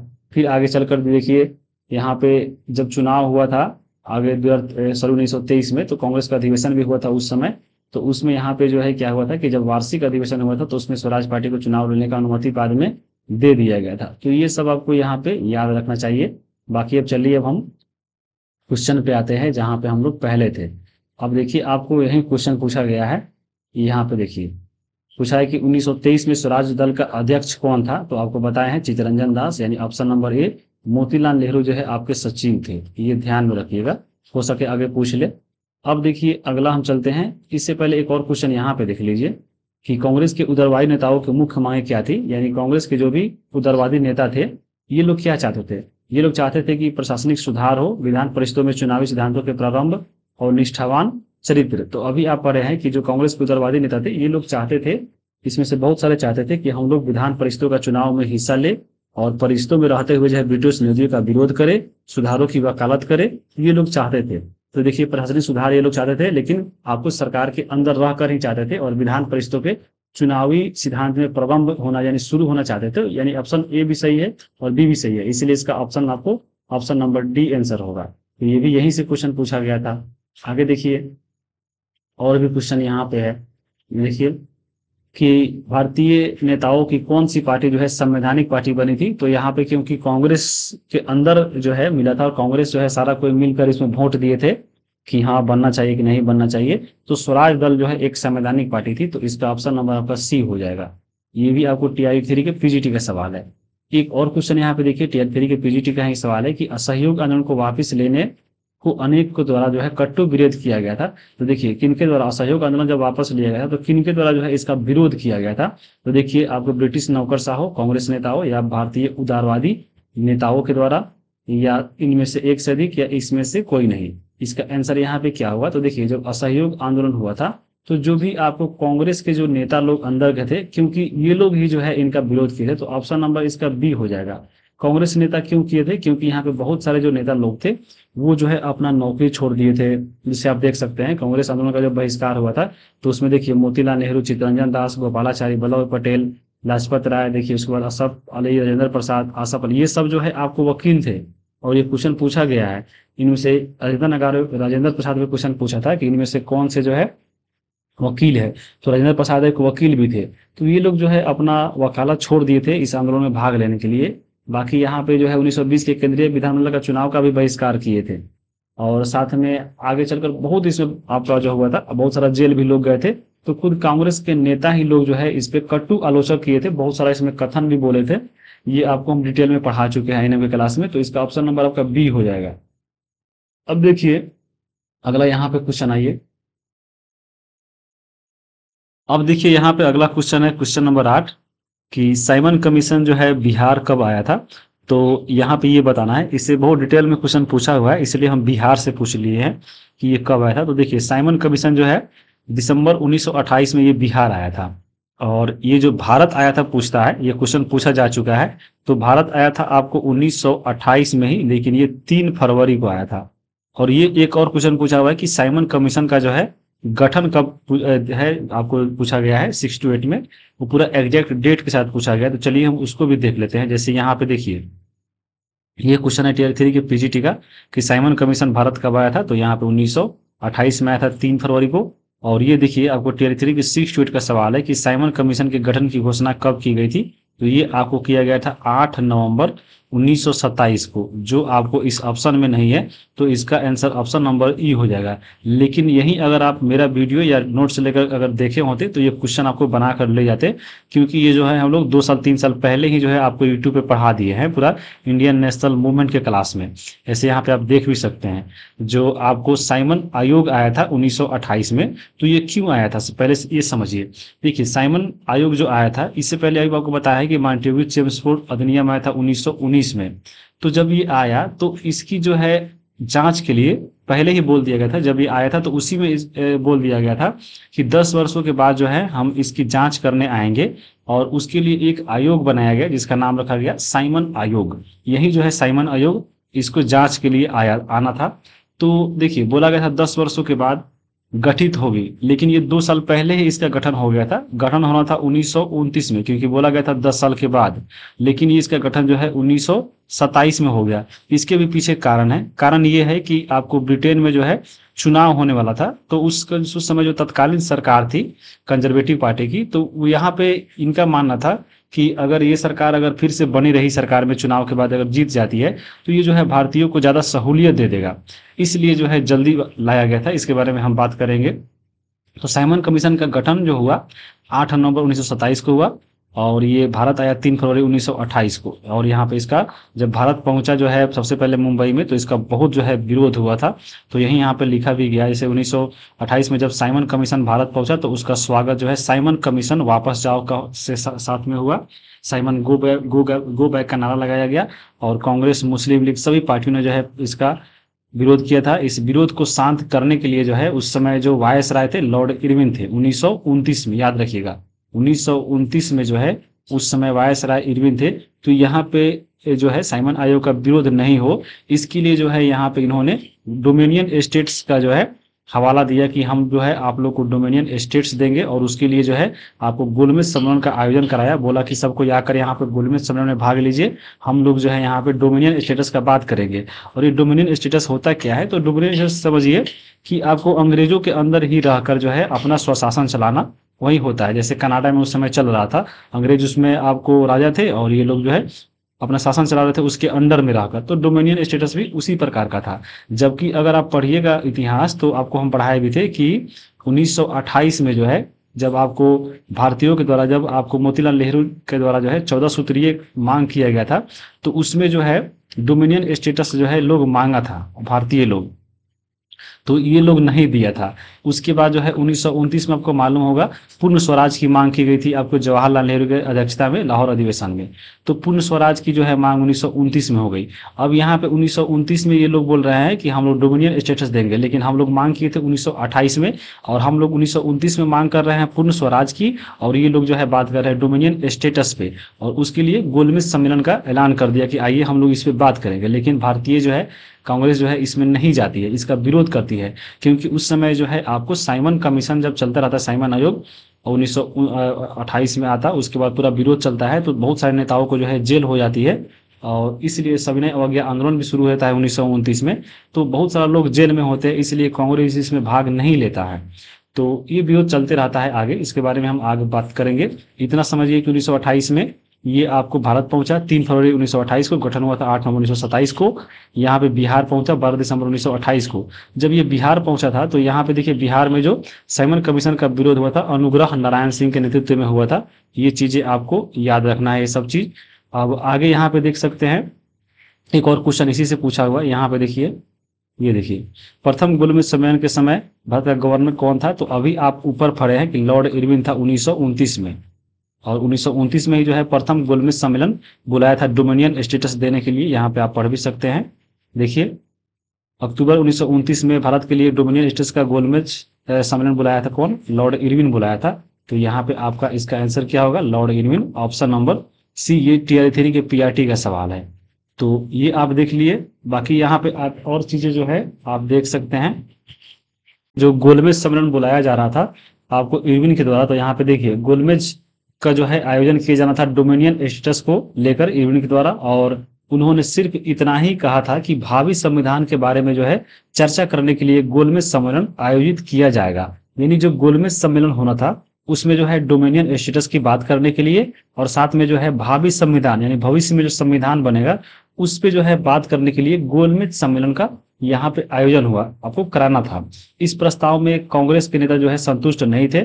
जवाहरलाल नेहरू और सुभाष चंद्र बोस के नेतृत्व में कांग्रेस का तेज तरार खेमा आक्रोशक तेवर अपनाने लगा था। उदारवादी और मध्यवर्गीय नेता ब्रिटिश डोमिनियन के भीतर ही संवैधानिक व्यवस्था के पक्ष में थे, लेकिन इस खेमे का प्रभाव घटता जा रहा था, और इसलिए 1929 में जवाहरलाल नेहरू की अध्यक्षता में जो आपको लाहौर अधिवेशन हुआ था, तो उसमें जो है पूर्ण स्वराज की भी मांग रख दी गई थी 1929 में।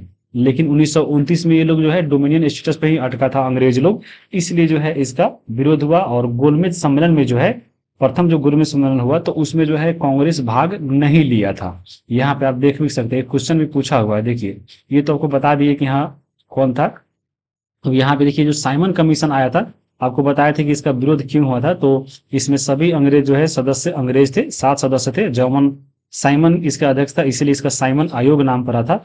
और आपको बताया था कि उस समय 1928-29 में जो है चुनाव होना था ब्रिटेन में, और जब चुनाव हुआ तो आपको लेबर पार्टी जीत गया था। लेकिन जीतने से पहले उस समय जो 1928 तक से पहले जो आपके पार्टी थे वहां पे जिनका सरकार था, कंजर्वेटिव पार्टी था, और उस समय सरकार थे आपको बाल्डविन। तो ये लोग सोचा कि ये कंजर्वेटिव पार्टी वाला सोचा कि अगर मान लीजिए चुनाव लड़ता है और लेबर पार्टी जीत जाता है तो लेबर पार्टी जो है कहीं अंग्रेजों को ज्यादा, भारतीयों को ज्यादा छूट नहीं दे दे, इसलिए कंजर्वेटिव पार्टी जो है 2 साल पहले ही जो है 1927 में जो है आपको गठन कर दिया था साइमन आयोग का, और ये 1928 में आ गया था। और ऐसा ही हुआ, आपको जब ब्रिटेन में चुनाव हुआ तो लेबर पार्टी बाद में जीत गया था, और इसमें जो प्रधानमंत्री बने थे क्लीमेंट एटली बने थे। तो यहाँ से क्वेश्चन भी पूछता है कि साइमन कमीशन का वह कौन सा सदस्य था जो आपको आगे चलकर प्रधानमंत्री बना, और भारत की आजादी के समय में प्रधानमंत्री था ये, तो क्लीमेंट एटली था। तो ये आपको थोड़ा सा ध्यान में रखना चाहिए, सब चीज आपको हम पढ़ा चुके हैं। और साइमन कमीशन का विरोध आपको मालूम होगा, ये 3 फरवरी 1928 को बम्बई पहुंचा था और विरोध में साइमन गो बैक का नारा दिया गया, काला झंडा दिखाया गया था, हड़ताल किया गया था। तो इसे श्वेत कमीशन ही बोलते हैं क्योंकि सारा इसमें अंग्रेज लोग था। तो ये सब आपको याद रखना है। अब देखिए आगे जो है हम बताते हैं कि क्वेश्चन ये देखिए, अब देखिए यहाँ पे क्वेश्चन नंबर 9 है कि 1929 के लाहौर अधिवेशन में पूर्ण स्वराज की मांग को मानते हुए 26 जनवरी 1930 को किस दिवस के रूप में मनाने की घोषणा की गई। तो ऑप्शन है आपके गणतंत्र दिवस, स्वतंत्रता दिवस, 26 उसके बाद शहीद दिवस, एक से अधिक, इनमें से कोई नहीं। तो इसका सही आंसर होगा स्वतंत्रता दिवस। और अभी जो है आपको 15 अगस्त को हम लोग मनाते हैं स्वतंत्रता दिवस, और पहले जो है 26 जनवरी को मनाने की घोषणा की गई थी। तो ये कैसे हुआ था, देखिए 1929 में जो है लाहौर अधिवेशन हुआ, इसमें जो है पूर्ण स्वराज की घोषणा हुई थी और ये बोला गया था कि अगले साल से यानी 1930 से जो है हम लोग जो साल का पहला महीना होगा यानी जनवरी, उसमें जो आखिरी रविवार होगा, जो आखिरी रविवार था उस साल 1930 में 26 तारीख को था यानी 26 जनवरी को था। तो बोला गया आपको 1929 के लाहौर अधिवेशन में ही बोल दिया गया कि अगला साल के पहला महीना में आखिरी जो रविवार आएगा उस दिन जो है हम लोग यहाँ पे उस दिन से स्वतंत्रता दिवस मनाएंगे। तो ये जो है 26 जनवरी पड़ा था, इसलिए जो है प्रत्येक 26 जनवरी 1930 से लेकर जब तक देश आजाद नहीं हुआ तब तक आपका स्वतंत्रता दिवस जो है कब मनाया गया, तो 26 जनवरी को मनाया गया। लेकिन यहाँ पे जो संविधान लागू हो गया, आपको मालूम होगा लागू हुआ था कब, 26 जनवरी 1950 को। तो यहाँ पे इस दिन को महत्व बनाने के लिए ही यहाँ पे जो है 26 जनवरी संविधान जो जिस दिन आपको लागू हुआ था उस दिन पे लाकर इसको रख दिया गया ताकि इस दिन का जो है महत्व बना रहे। तो ये सब आपको आगे देखने को मिलेगा। जैसे यहाँ पे आप देख सकते हैं, ये देखिए आपको हम यहाँ बताते हैं। जैसे देखिए लाहौर अधिवेशन हुआ था 1929 में, जवाहरलाल नेहरू अध्यक्षता थे और पूर्ण स्वराज की जो है मांग रखा गया और कांग्रेस के संविधान में बदलाव हुआ, यानी राष्ट्रीय आंदोलन का जो लक्ष्य था पहले स्वराज, अब स्वराज से जो है पूर्ण स्वराज रख दिया गया। अभी आप देखिए 1920 का जो अधिवेशन हुआ था तो वहां पे जो है क्या रखा गया था, आपको स्वशासन से स्वराज रखा गया। अब यहाँ पे 1929 में जो है स्वराज से पूर्ण स्वराज यहाँ पे इसका लक्ष्य रखा गया। और यहाँ पे कांग्रेस ने लक्ष्य रख दिया कि 26 जनवरी 1930 को पहली स्वतंत्रता दिवस हम लोग मनाएंगे। तो अब उसके बाद जो देश आजाद हुआ 15 अगस्त 1947 को, आजाद होने के बाद 15 अगस्त से जो है स्वतंत्रता दिवस मनाया जाने लगा। और 26 जनवरी क्योंकि 1950 को संविधान लागू हुआ तो उसके उपलक्ष्य में जो है हम लोग 26 जनवरी को गणतंत्र दिवस मनाते हैं। तो ये आपको यहाँ से याद रखना है सब चीजें। अब देखिए बहुत क्वेश्चन यहाँ से पूछा गया है। देखिए TR1 के TGT का सवाल है और देखिए ये आपको जो GS पेपर होता है 40 नंबर वाला उसमें का है कि भारतीय राष्ट्रीय कांग्रेस के किस अधिवेशन में जो है पूर्ण स्वराज का लक्ष्य सिद्धांत गृहीत हुआ था। तो अभी आपको बताया है लाहौर अधिवेशन 1929। देखिए ऑप्शन नंबर यहाँ पे आपका बी हो जाएगा। आगे चलिए यहाँ पे देखिए, ये देखिए TR1 के PGT का सवाल है कि भारतीय राष्ट्रीय कांग्रेस ने अपने किस अधिवेशन में पूर्ण स्वराज की प्राप्ति को अपना लक्ष्य घोषित किया था। तो अभी आप बताए हैं कि आपको पूर्ण स्वराज की घोषणा जो है लक्ष्य कब बनाया था, तो आपको 1929 के लाहौर अधिवेशन में। तो इसमें ऑप्शन में नहीं है, ऑप्शन नंबर क्या हो जाएगा, ऑप्शन नंबर इसका ई हो जाएगा। एक और क्वेश्चन यहाँ पे देखिए, ये TR1 के PGT का सवाल है कि किस कांग्रेस अधिवेशन में यह निर्णय लिया गया कि प्रत्येक 26 जनवरी को स्वतंत्रता दिवस मनाया जाएगा। तो यही में लिया गया था लाहौर अधिवेशन 1929 में। यहाँ पे TR1 के PGT का सवाल है। और एक और क्वेश्चन यहाँ पे देखिए, TR3 के PGT का सवाल है कि लाहौर में पूर्ण स्वराज का प्रस्ताव पास किया गया था, कब किया गया था, तो 1929 के लाहौर अधिवेशन में। ये ऑप्शन नंबर यहाँ पे ए हो जाएगा।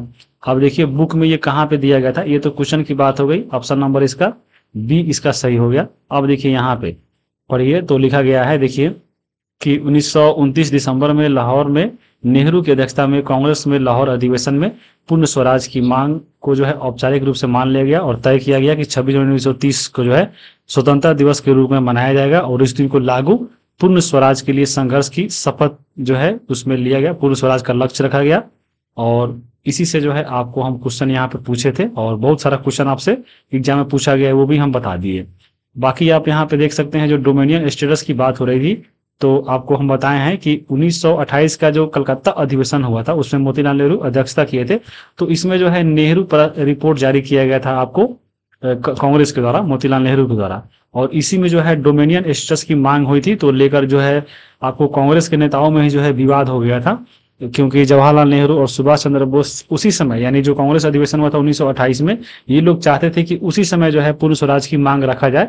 लेकिन यहाँ पे जो है नेहरू रिपोर्ट में बोला गया, चलिए ठीक है, जब बोल दिया है कि हाँ डोमिनियन स्टेटस मांगा है, तो आज से मतलब 1928 से लेकर, यानी अगर 1 साल के अंदर यहाँ पे जो है अगर मान लीजिए अगर नहीं देता है हम लोग को डोमिनियन स्टेटस, तो अगले चलकर यानी 1929 में जो है हम लोग पूर्ण स्वराज की मांग रखेंगे। और वही हुआ, 1929 में पूर्ण स्वराज रखा गया था। तो यहाँ पे कांग्रेस में थोड़ा विवाद हुआ था और यहाँ बोल भी दिया गया, देखिए एक अगर बोला गया था कि 1 वर्ष के अंदर अगर यानी 31 दिसंबर 1929 तक हमें डोमिनियन स्टेटस नहीं दर्जा मिलता है, तो 1929 के अधिवेशन में पूर्ण स्वराज की मांग रखा गया था। और यही आपको मांग रखा गया था 1929 में, जो आपको हम ऊपर बता दिए हैं। बाकी लाहौर अधिवेशन हम बता ही दिए। बाकी देखिए अगला क्वेश्चन यहाँ से जो है, यहाँ से बहुत क्वेश्चन पूछा आपके एग्जाम में। क्वेश्चन नंबर 10 है कि दांडी यात्रा कितने दिनों तक चली थी। तो यहाँ पे ऑप्शन है 10 दिन, 20 दिन, 24 दिन, एक से अधिक, इनमें से कोई नहीं। तो ये 24 दिन चला था। अब यहाँ से जो है क्वेश्चन बहुत एग्जाम में पूछा है, यहाँ पे पढ़िएगा तो आपको समझ में आएगा। देख सकते हैं यहाँ पे, देखिए 1 2 3 4 5 6 क्वेश्चन बस इसी से पूछा हुआ है अब तक। चलिए इसको हम समझ लेते हैं। देखिए जब किताब पढ़िएगा तो वहां पे भी जो है दांडी यात्रा के बारे में पढ़ने को मिलेगा। आंसर तो आपको बता दिए कि हाँ 24 दिन होता है, लेकिन देखिए यहाँ पे देखिए नमक यात्रा और सविनय अवज्ञा आंदोलन जब पढ़िएगा तो दिया गया है कि देश को एकजुट करने के लिए महात्मा गांधी को जो है नमक एक शक्तिशाली प्रतीक दिखाई दिया। क्योंकि यहाँ पे नमक क्यों चुना गया, इसलिए चुना गया क्योंकि देखिए नमक जो है प्रत्येक व्यक्ति यूज करता है, सब लोग जुड़ा हुआ है और एक छोटा चीज है। नमक क्या बहुत सस्ता है, नमक छोटा चीज है। तो यहाँ पे ये दिखाने के लिए अंग्रेजों को कि हाँ देखिए हम जब छोटी चीजों के लिए जो है हम लोग इतना आंदोलन कर सकते हैं, इतना लोग मर सकते हैं, इतना लोग जो है जेल जा सकते हैं, तो अपने पूरे देश के लिए अगर बात करें, पूरा भारत के लिए हम लोग किस हद तक जा सकते हैं, ये दिखाने के लिए जो है नमक यात्रा शुरू किया गया था और नमक को चुना गया था क्योंकि ये सब लोग यूज करते हैं और सस्ता भी है। तो 31 जनवरी 1930 को जो है गांधी जी के द्वारा वायसराय इरविन को जो है एक खत लिखा गया और खत में जो है 11 मांग का रखा गया, जिसको बोला जाता है 11 सूत्रीय मांग। ये जो 11 सूत्रीय मांग है, महात्मा गांधी का जो पत्रिका आता है यंग इंडिया, तो यंग इंडिया पत्रिका में ही जो है गांधी जी ने लॉर्ड इरविन को संबोधित करते हुए 11 सूत्रीय का जो है मांग लिखा था। और उसमें बोला गया था कि हमारी जो मांग है अगर नहीं पूरा करते हैं तो हम लोग जो है आपको सविनय अवज्ञा आंदोलन करेंगे। तो इसी में गांधी जी के द्वारा इरविन को संबोधित करते हुए लिखा गया था। और यहाँ बोला गया था कि इसमें से कुछ सामान्य मांगे थी, जबकि कुछ मांगे उद्योगपतियों से लेकर किसानों तक विभिन्न तक जुड़ी थी। गांधी जी इन मांगों के जरिए समाज में सभी वर्गों के अपने साथ जोड़ना चाहते थे ताकि उनके अभियान को जो है शामिल हो सके।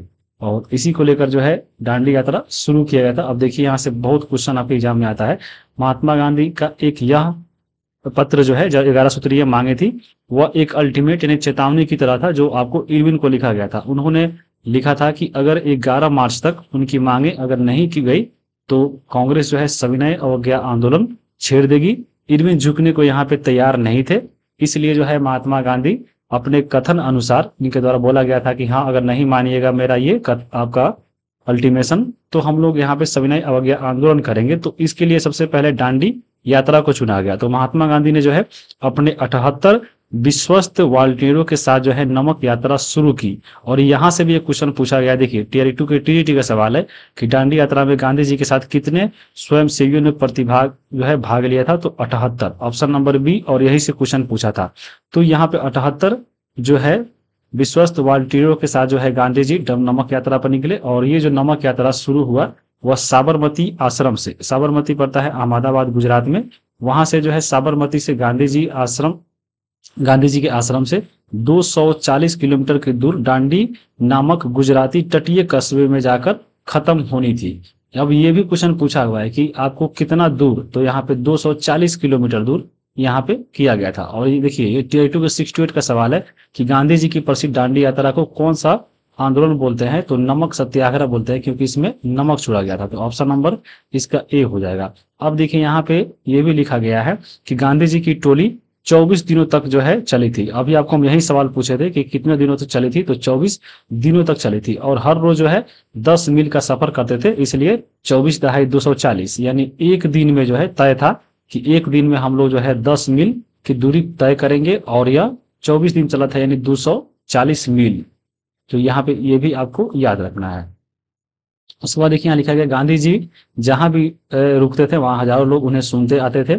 इन सभाओं में जो है गांधी जी ने स्वराज का अर्थ स्पष्ट किया और आह्वान किया कि लोग जो है अंग्रेजों की शांतिपूर्ण अवज्ञा करे, यानी अंग्रेजों का कहा नहीं माने। 6 अप्रैल को वह जो है दांडी पहुंचते हैं, यानी ये जो यात्रा शुरू हुई थी 12 मार्च से शुरू हुई थी और ये चली थी 6 अप्रैल तक, यहाँ पे याद रखिएगा। और इसी में जो है 24 दिन चला था।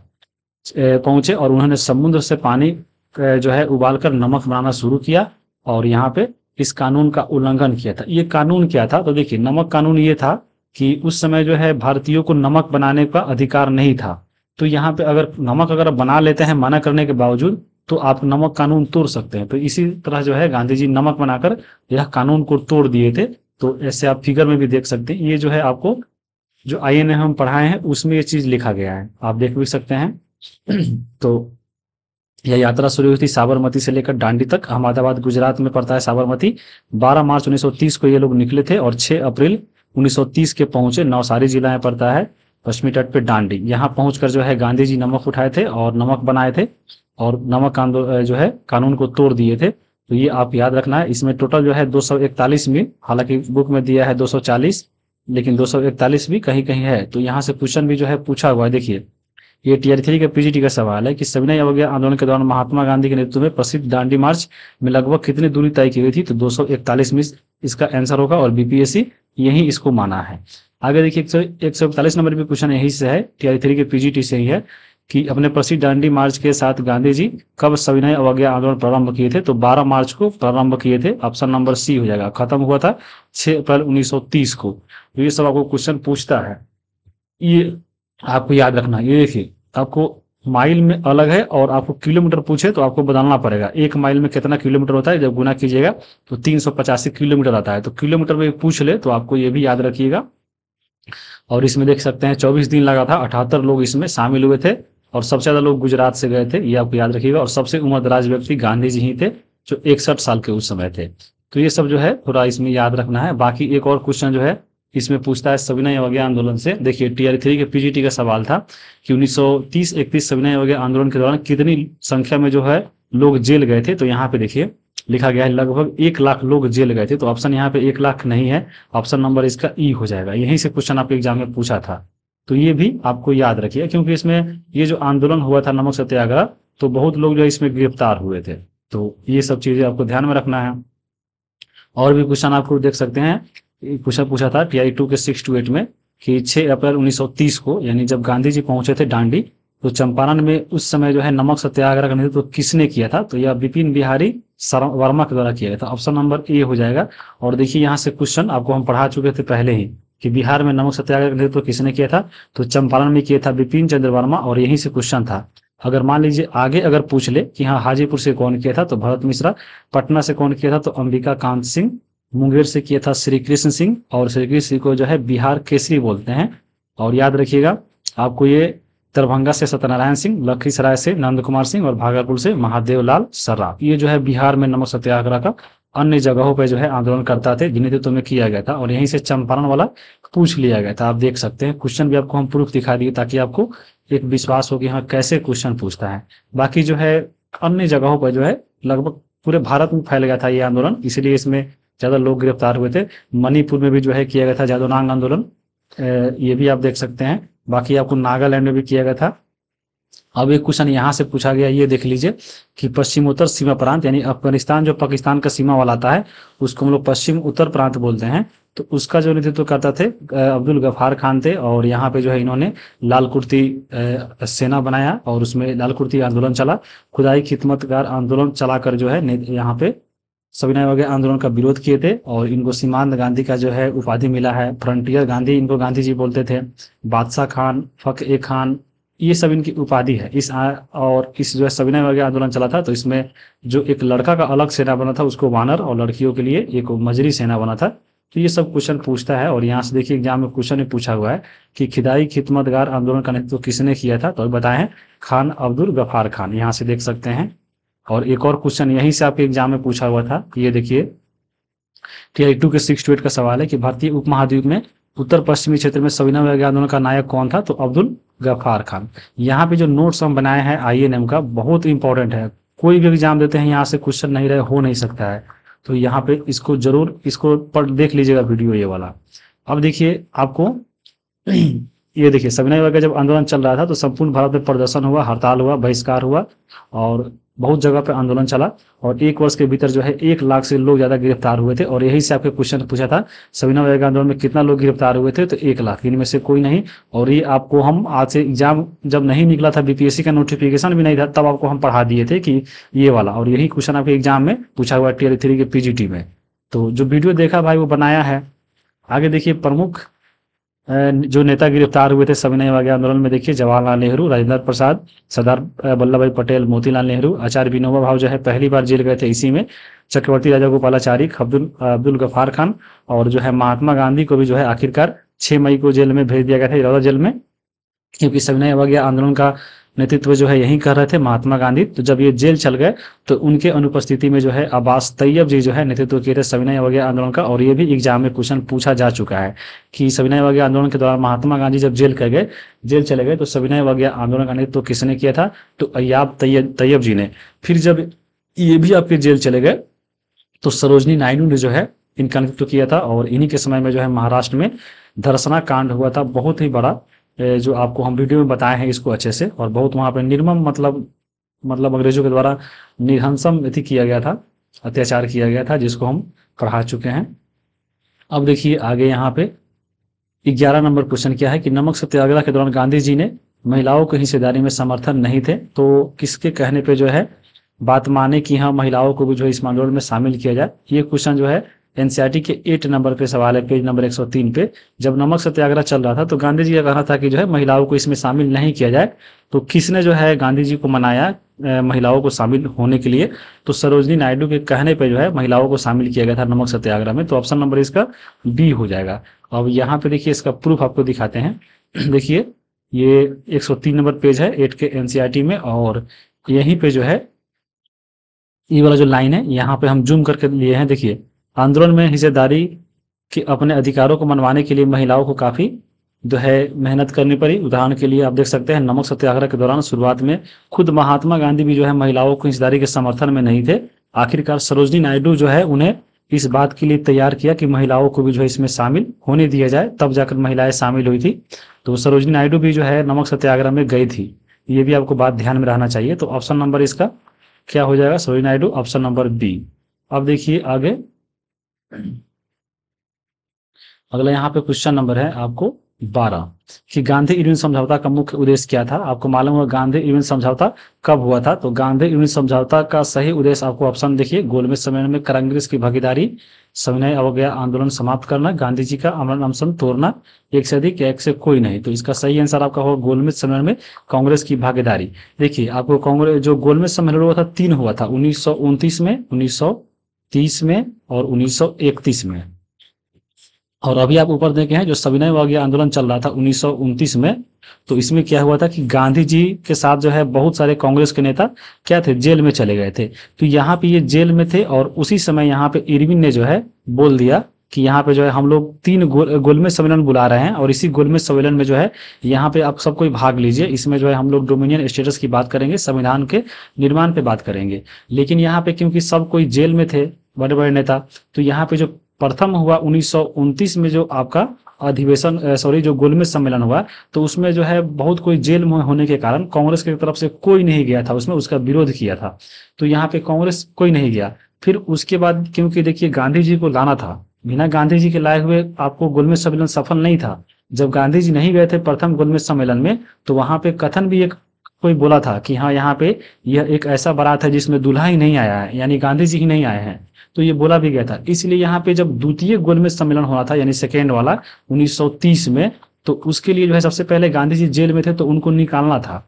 तो यहाँ पे जो लॉर्ड इरविन थी ये जाकर गांधी जी से मिलते हैं और उनसे गांधी इरविन समझौता होता है कि चलिए आप जो है हमारे गोलमेज सम्मेलन में भाग लीजिए। तो उसी के लिए जो है गांधी इरविन समझौता हुआ था। ऑप्शन नंबर इसका ए इसका सही होगा। अब चलिए इसको हम समझते हैं। यहाँ पे आइए, ये देखिए आपको यहाँ पे मिलेगा और यहाँ से क्वेश्चन भी पूछा हुआ है। देखिए महात्मा गांधी ने एक बार फिर से जो है आंदोलन वापस ले लिया। उसके बाद देखिए 5 मार्च 1931 को जो है इन्होंने इरविन के साथ एक समझौता पर दस्तखत कर दिए और इसे जो है गांधी इरविन समझौता के जरिए गांधी जी के जो है लंदन में होने वाले दूसरे गोलमेज सम्मेलन में अपना सहमति व्यक्त किया, यानी दूसरे गोलमेज सम्मेलन में भाग लिए थे। और पहले गोलमेज सम्मेलन का जो है कांग्रेस बहिष्कार कर चुकी थी क्योंकि बहुत सारे लोग नेता जो है जेल में चले गए थे, और दूसरा में जो है शामिल हुए थे। और यहीं से आपको एग्जाम में क्वेश्चन पूछता है। देखिए एक क्वेश्चन यहाँ पूछा हुआ टियर 2 के 6 to 8 में कि 5 मार्च 1931 को कौन सी महत्वपूर्ण घटना घटी थी। तो देखिए 5 मार्च 1931 को क्या हुआ था, तो गांधी इरविन समझौता हुआ था, ऑप्शन नंबर ए। उसके बाद देखिए टियर 3 के पीजीटी का सवाल है कि लंदन में किस गोलमेज सम्मेलन में गांधी जी के द्वारा भाग लिया गया था। तो आप देख सकते हैं लंदन में होने वाले दूसरे गोलमेज सम्मेलन में यहाँ पे जो है गांधी जी सहमति व्यक्त किए थे, यानी द्वितीय में। तो ऑप्शन नंबर आपका इसमें बी हो जाएगा। पहला में जो है कांग्रेस का विरोध किया था क्योंकि सभी लोग नेता लोग जेल में चले गए थे। तो ये आप समझ लिए। बाकी अब और चीज यहाँ पढ़िए कि लिखा गया है कि गोलमेज सम्मेलन का बहिष्कार कर थी पहला, इसके बदले जो है सरकार राजनीतिक कैदियों को रिहा करने पर राजी हुई थी। जब गांधी जी जेल में थे, आपको पुणे के इरौदा जेल में, तो उस समय जो है गांधी इरविन जब समझौता हुआ 5 मार्च 1931 को, तो गांधी जी इसी शर्त पे बोले तभी हम समझौता करेंगे, तभी हम गोलमेज सम्मेलन में भाग लेंगे जब हमारे जितने भी कैदियों के आप लोग जो जेल में बंद किए है उसको निकालिए, जो भी राजनीतिक कैदी है उनको निकालिएगा, तभी हम लोग यहाँ पे जो है इसमें हटेंगे, अब यानी आपको गोलमेज सम्मेलन में भाग लेंगे। इसलिए जो है राजनीतिक कैदियों को छोड़ा गया था। इसी में जो है आपको भगत सिंह जो थे यहाँ पे उनको नहीं छोड़ा गया था क्योंकि यहाँ पे बात हुआ था राजनीतिक कैदियों का, जबकि भगत सिंह जो थे आपको क्रांतिकारी कैदी थे। तो क्योंकि क्रांतिकारी कैदियों के बारे में नहीं बोला गया था, इसलिए जो है उनको नहीं छोड़ा गया था और राजनीतिक कैदियों को छोड़ दिया गया था। और इसलिए आगे चलकर जो है आपको भगत सिंह को फांसी हुआ था। ये चीज आपको अच्छे से हम पढ़ा चुके हैं पहले ही, तो इसलिए ये सब चीजें याद रखना है इसमें। बाकी यहाँ पे आप देख सकते हैं यह जो वार्ता हुआ दिसंबर 1931 में गोलमेज सम्मेलन में जब गांधी जी चले गए, तो वहां पे देखिए यह वार्ता बीच में ही टूट गई, यानी ये भी इसका सफल नहीं हुआ और उन्हें जो है गांधी जी को निराश लौटना पड़ा था। यहाँ आकर उन्होंने पाया कि सरकार ने जो है नए सिरे से दमन करना शुरू कर दिया है। गफ्फार खान को, जवाहरलाल नेहरू दोनों जो है जेल में चले गए हैं। कांग्रेस जो संस्था थी उसको गैर कानूनी घोषित कर दिया गया है। तो ये भी पूछ सकता है एग्जाम में, याद रखिएगा। सभाओं और प्रदर्शनों और बहिष्कारों जैसी गतिविधियों पर रोक लगाने के लिए सख्त कदम उठाए गए हैं अंग्रेजों के द्वारा। और फिर भारी आशंकाओं के बीच महात्मा गांधी सविनय अवज्ञा आंदोलन फिर से जो है दोबारा शुरू कर दिए थे, लेकिन फिर साल भर के अंदर चला ये, फिर आखिरकार जो है 1934 तक आते आते ये धीमे पड़ गया और लास्ट में बंद हो गया था। तो ये चीजें आपको याद रखिएगा, ठीक है। अब ये क्वेश्चन भी आपको हम दिखा दिए प्रूफ के तौर पर, बाकी यहाँ पे और चीजें भी आगे देखने को मिलेगा आपको। अब देखिए अगला क्वेश्चन यहाँ पे देखिए है 13 नंबर, निम्नलिखित में से किस गोलमेज सम्मेलन में भारतीय कांग्रेस के प्रतिनिधि पहली बार शामिल हुए थे। तो बताया कि कांग्रेस जो प्रतिनिधि पहली बार शामिल हुए थे द्वितीय गोलमेज सम्मेलन में था। ऑप्शन नंबर इसका बी हो जाएगा। आगे देखिए यहाँ पे 14 नंबर क्वेश्चन आपका है कि निम्नलिखित में से किसने कहा कि हम बस पिस्तौल की उपासना नहीं करते बल्कि समाज में क्रांति चाहते हैं। कि यहाँ पे एक व्यक्ति जो है कथन था कि हम जो है बम और पिस्तौल की उपासना नहीं करते हैं बल्कि यहाँ पे समाज में क्रांति चाहते हैं, यानी बम और पिस्तौल की हम लोग पूजा नहीं करते हैं, इसी को नहीं मानते हैं, बस हम लोग इसलिए उठा रहे हैं बम और पिस्तौल ताकि समाज में क्रांति आए। ये किनका कहना था। ऑप्शन आपके है चंद्रशेखर आजाद, भगत सिंह, बटुकेश्वर दत्त, एक से अधिक, इनमें से कोई नहीं। ये देखिए 10th क्लास के एनसीईआरटी का ही सवाल है, पेज नंबर 65 पे। इसका सही आंसर होगा आपका भगत सिंह। ये भगत सिंह का कथन है। भगत सिंह कहा था कि हम जो है बम और पिस्तौल का उपासना नहीं करते हैं बल्कि समाज में क्रांति चाहते हैं। आपको मालूम होगा जब HSRA का स्थापना हुआ था तो जो है इनके द्वारा असेंबली में बम फेंका गया था, तो उसी दौरान ये कहा गया था। अब यहाँ पे आइए हम देख लेते हैं इसको। देखिए क्वेश्चन तो यहाँ से था कि भगत सिंह ने कहा कि वे बम और पिस्तौल की उपासना नहीं करते बल्कि समाज में क्रांति चाहते हैं, तो यहाँ से क्वेश्चन था। अब इसको आइए हम यहाँ से समझते हैं। देखिए जैसे यहाँ पे आप देख सकते हैं लिखा भी गया है कि बहुत सारे राष्ट्रवादियों को लगता था कि अंग्रेजों के खिलाफ जो है संघर्ष अहिंसा के जरिए पूरा नहीं होगा, इसलिए जो है बहुत सारे राष्ट्रवादी जो थे क्रांतिकारी रुख लिए और क्रांतिकारी आंदोलन का अंजाम दिए। क्रांतिकारी आंदोलन के ऊपर हम लोग एक अलग से डिटेल वीडियो बना चुके हैं, अगर आप उसको नहीं देखे हैं तो देख लीजिएगा। तो इसी में जो है 1928 में दिल्ली स्थित फिरोज शाह कोटला मैदान में एक बैठक हुआ और उसमें जो है HSRA का स्थापना हुआ था, यानी हिंदुस्तान सोशलिस्ट रिपब्लिक एसोसिएशन, और इसका स्थापना किए थे भगत सिंह के द्वारा। और इसी में जो है यहाँ पे इसके द्वारा 3 घटना का अंजाम दिया गया था। जैसे आपको उसी में से एक था, आपको विधानसभा में जो बम फेंका गया था, चाहे लॉर्ड इरविन को मारने का प्रयास किया गया था, ये सब जो है इसी का एक पार्ट था। तो इसी में जो है HSRA जब स्थापना हुआ तो इसके नेताओं में जो है जैसे भगत सिंह, जतिन दास और अजय घोष शामिल थे। देश के विभिन्न भागों में कार्रवाइयां करते हुए HSRA ने जो है ब्रिटिश सत्ता के कई प्रतीकों को निशाना बनाया। जैसे आप देख सकते हैं 1929 में जो है भगत सिंह और बटुकेश्वर दत्त ने जो है लेजिस्लेटिव असेंबली में बम फेंका। उसी साल यानी 1929 में जो है उस ट्रेन को उड़ाने का प्रयास किया जिसमें लॉर्ड इरविन यात्रा कर रहे थे, जिस समय भगत सिंह पर मुकदमा चला और उन्हें फांसी दे दी गई। उसी समय उनकी उम्र मात्र केवल 23 साल थी और जब इनका मुकदमा चलाया गया तो उसी दौरान इन्होंने कथन कहा था कि भगत सिंह ने कहा कि हम जो है बम और पिस्तौल की उपासना नहीं करते बल्कि समाज में क्रांति चाहते हैं। और यहाँ से एग्जाम में देखिए क्वेश्चन पूछा हुआ है, टीआरई 3 के 6 to 8 का सवाल है कि केंद्रीय विधानसभा में हानि रहित बम किसने फेंका था। और ये जीएस में जो 40 नंबर का पेपर होता है जिसमें 8 हिस्ट्री रहता है, वहां से सवाल है। देख सकते हैं यहाँ पे भगत सिंह और बटुकेश्वर दत्त ने पूछा था, तो यहाँ पे ऑप्शन केवल बटुकेश्वर दत्त, ऑप्शन नंबर यहाँ पे बी हो गया आपका इसका आंसर। तो यहाँ से आप इसको हम बता भी दिए और एक क्वेश्चन भी आपको हम बता दिए किसने कथन कहा था। अब देखिए अगला जो है 15 नंबर क्वेश्चन है, सविनय वगैरह आंदोलन के दौरान कहाँ के मजदूरों ने जो है गांधी टोपी पहनकर रैलियां और बहिष्कार अभियानों का हिस्सा लिया था। यानी बताना है कि कहाँ के मजदूर जो है गांधी टोपी पहनकर बहिष्कारों में भाग लिया था सविनय वगैरह में। तो ऑप्शन आपके है छोटा नागपुर के टीन खान का मजदूर था वो, या नागपुर के औद्योगिक श्रमिक मजदूर, या कोलकाता के रेलवे मजदूर, या एक से अधिक इनमें से कोई नहीं। तो इसका सही आंसर होगा ऑप्शन नंबर ए, छोटा नागपुर के जो टीन के खान था उसमें जो मजदूर थे ये लोग जो है गांधी जी का टोपी पहनकर ये लोग जो है इस आंदोलन में भाग लिए थे। ये भी आपको 10th क्लास की एनसीईआरटी का पेज नंबर 66 पे दिया गया है। चलिए इसको हम लोग यहाँ पे देखते हैं। ये देखिए यहाँ पे देखिए जब सविनय अवज्ञा आंदोलन चला तो जब यहाँ पे बहुत सारे, क्योंकि पूरा भारत में फैल गया था, तो यहाँ पे औद्योगिक श्रमिक वर्ग में जो है सविनय अवज्ञा आंदोलन में नागपुर के अलावा और कहीं भी जो है बहुत बड़ी संख्या में हिस्सा नहीं लिया। जैसे उद्योगपति कांग्रेस के नजदीक आ रहे थे, मजदूर कांग्रेस से छिटकने लग रहे थे, फिर भी कुछ मजदूरों ने सविनय अवज्ञा आंदोलन में भाग लिया। उन्होंने जो है विदेशी वस्तुओं का बहिष्कार किया। कुछ गांधीवादी विचारों को कम वेतन व खराब कार्य स्थिति के खिलाफ अपनी लड़ाइयाँ जो है यहाँ पे लड़ा था। जैसे यहाँ पे देखिए दिया गया है कि 1930 में जो है रेलवे कामगारों की और 1932 में गोदी कामगारों की जो है यहाँ पे हड़ताल हुई थी। उसके बाद देखिए 1930 में छोटा नागपुर के 3 खानों के हजारों मजदूरों ने जो है गांधी टोपी पहनकर रैलियों और बहिष्कारों में भाग लिए थे सविनय अवज्ञा आंदोलन के दौरान। तो ये सब चीजें आपको याद रखना है और यहीं से आपको हम क्वेश्चन पूछे थे, ये याद रखिएगा। बाकी देखिए अगला 16 नंबर सवाल है, किस व्यक्ति ने ऐलान किया था कि अस्पृश्यता यानी छुआछूत को खत्म किए बिना 100 साल तक भी जो है स्वराज हम लोगों को नहीं मिल सकता है। ये बताना है वो किसने ऐलान किया था कि हम जब तक जो है छुआछूत को नहीं हटाएंगे तब तक 100 साल के अंदर भी जो है अगर हम लड़ते रहे तो फिर भी हम लोग को स्वराज नहीं मिलेगा। ऑप्शन आपका है जवाहरलाल नेहरू, भीमराव अम्बेडकर, महात्मा गांधी, एक से अधिक इनमें से कोई नहीं। ये भी आपको एनसीईआरटी का सवाल है, पेज नंबर 67 पे दिया गया है। तो इसका सही आंसर होगा आपको महात्मा गांधी। महात्मा गांधी ने ही कहा था कि जब तक अस्पृश्यता को अगर नहीं हटाएंगे 100 साल के अंदर भी जो है हम लोग को स्वराज नहीं मिलेगा। और ये पढ़िए सविनय अवज्ञा की सीमाएं यहाँ पे दिया गया, इसमें पढ़िएगा तो यहाँ पे लिखा गया है।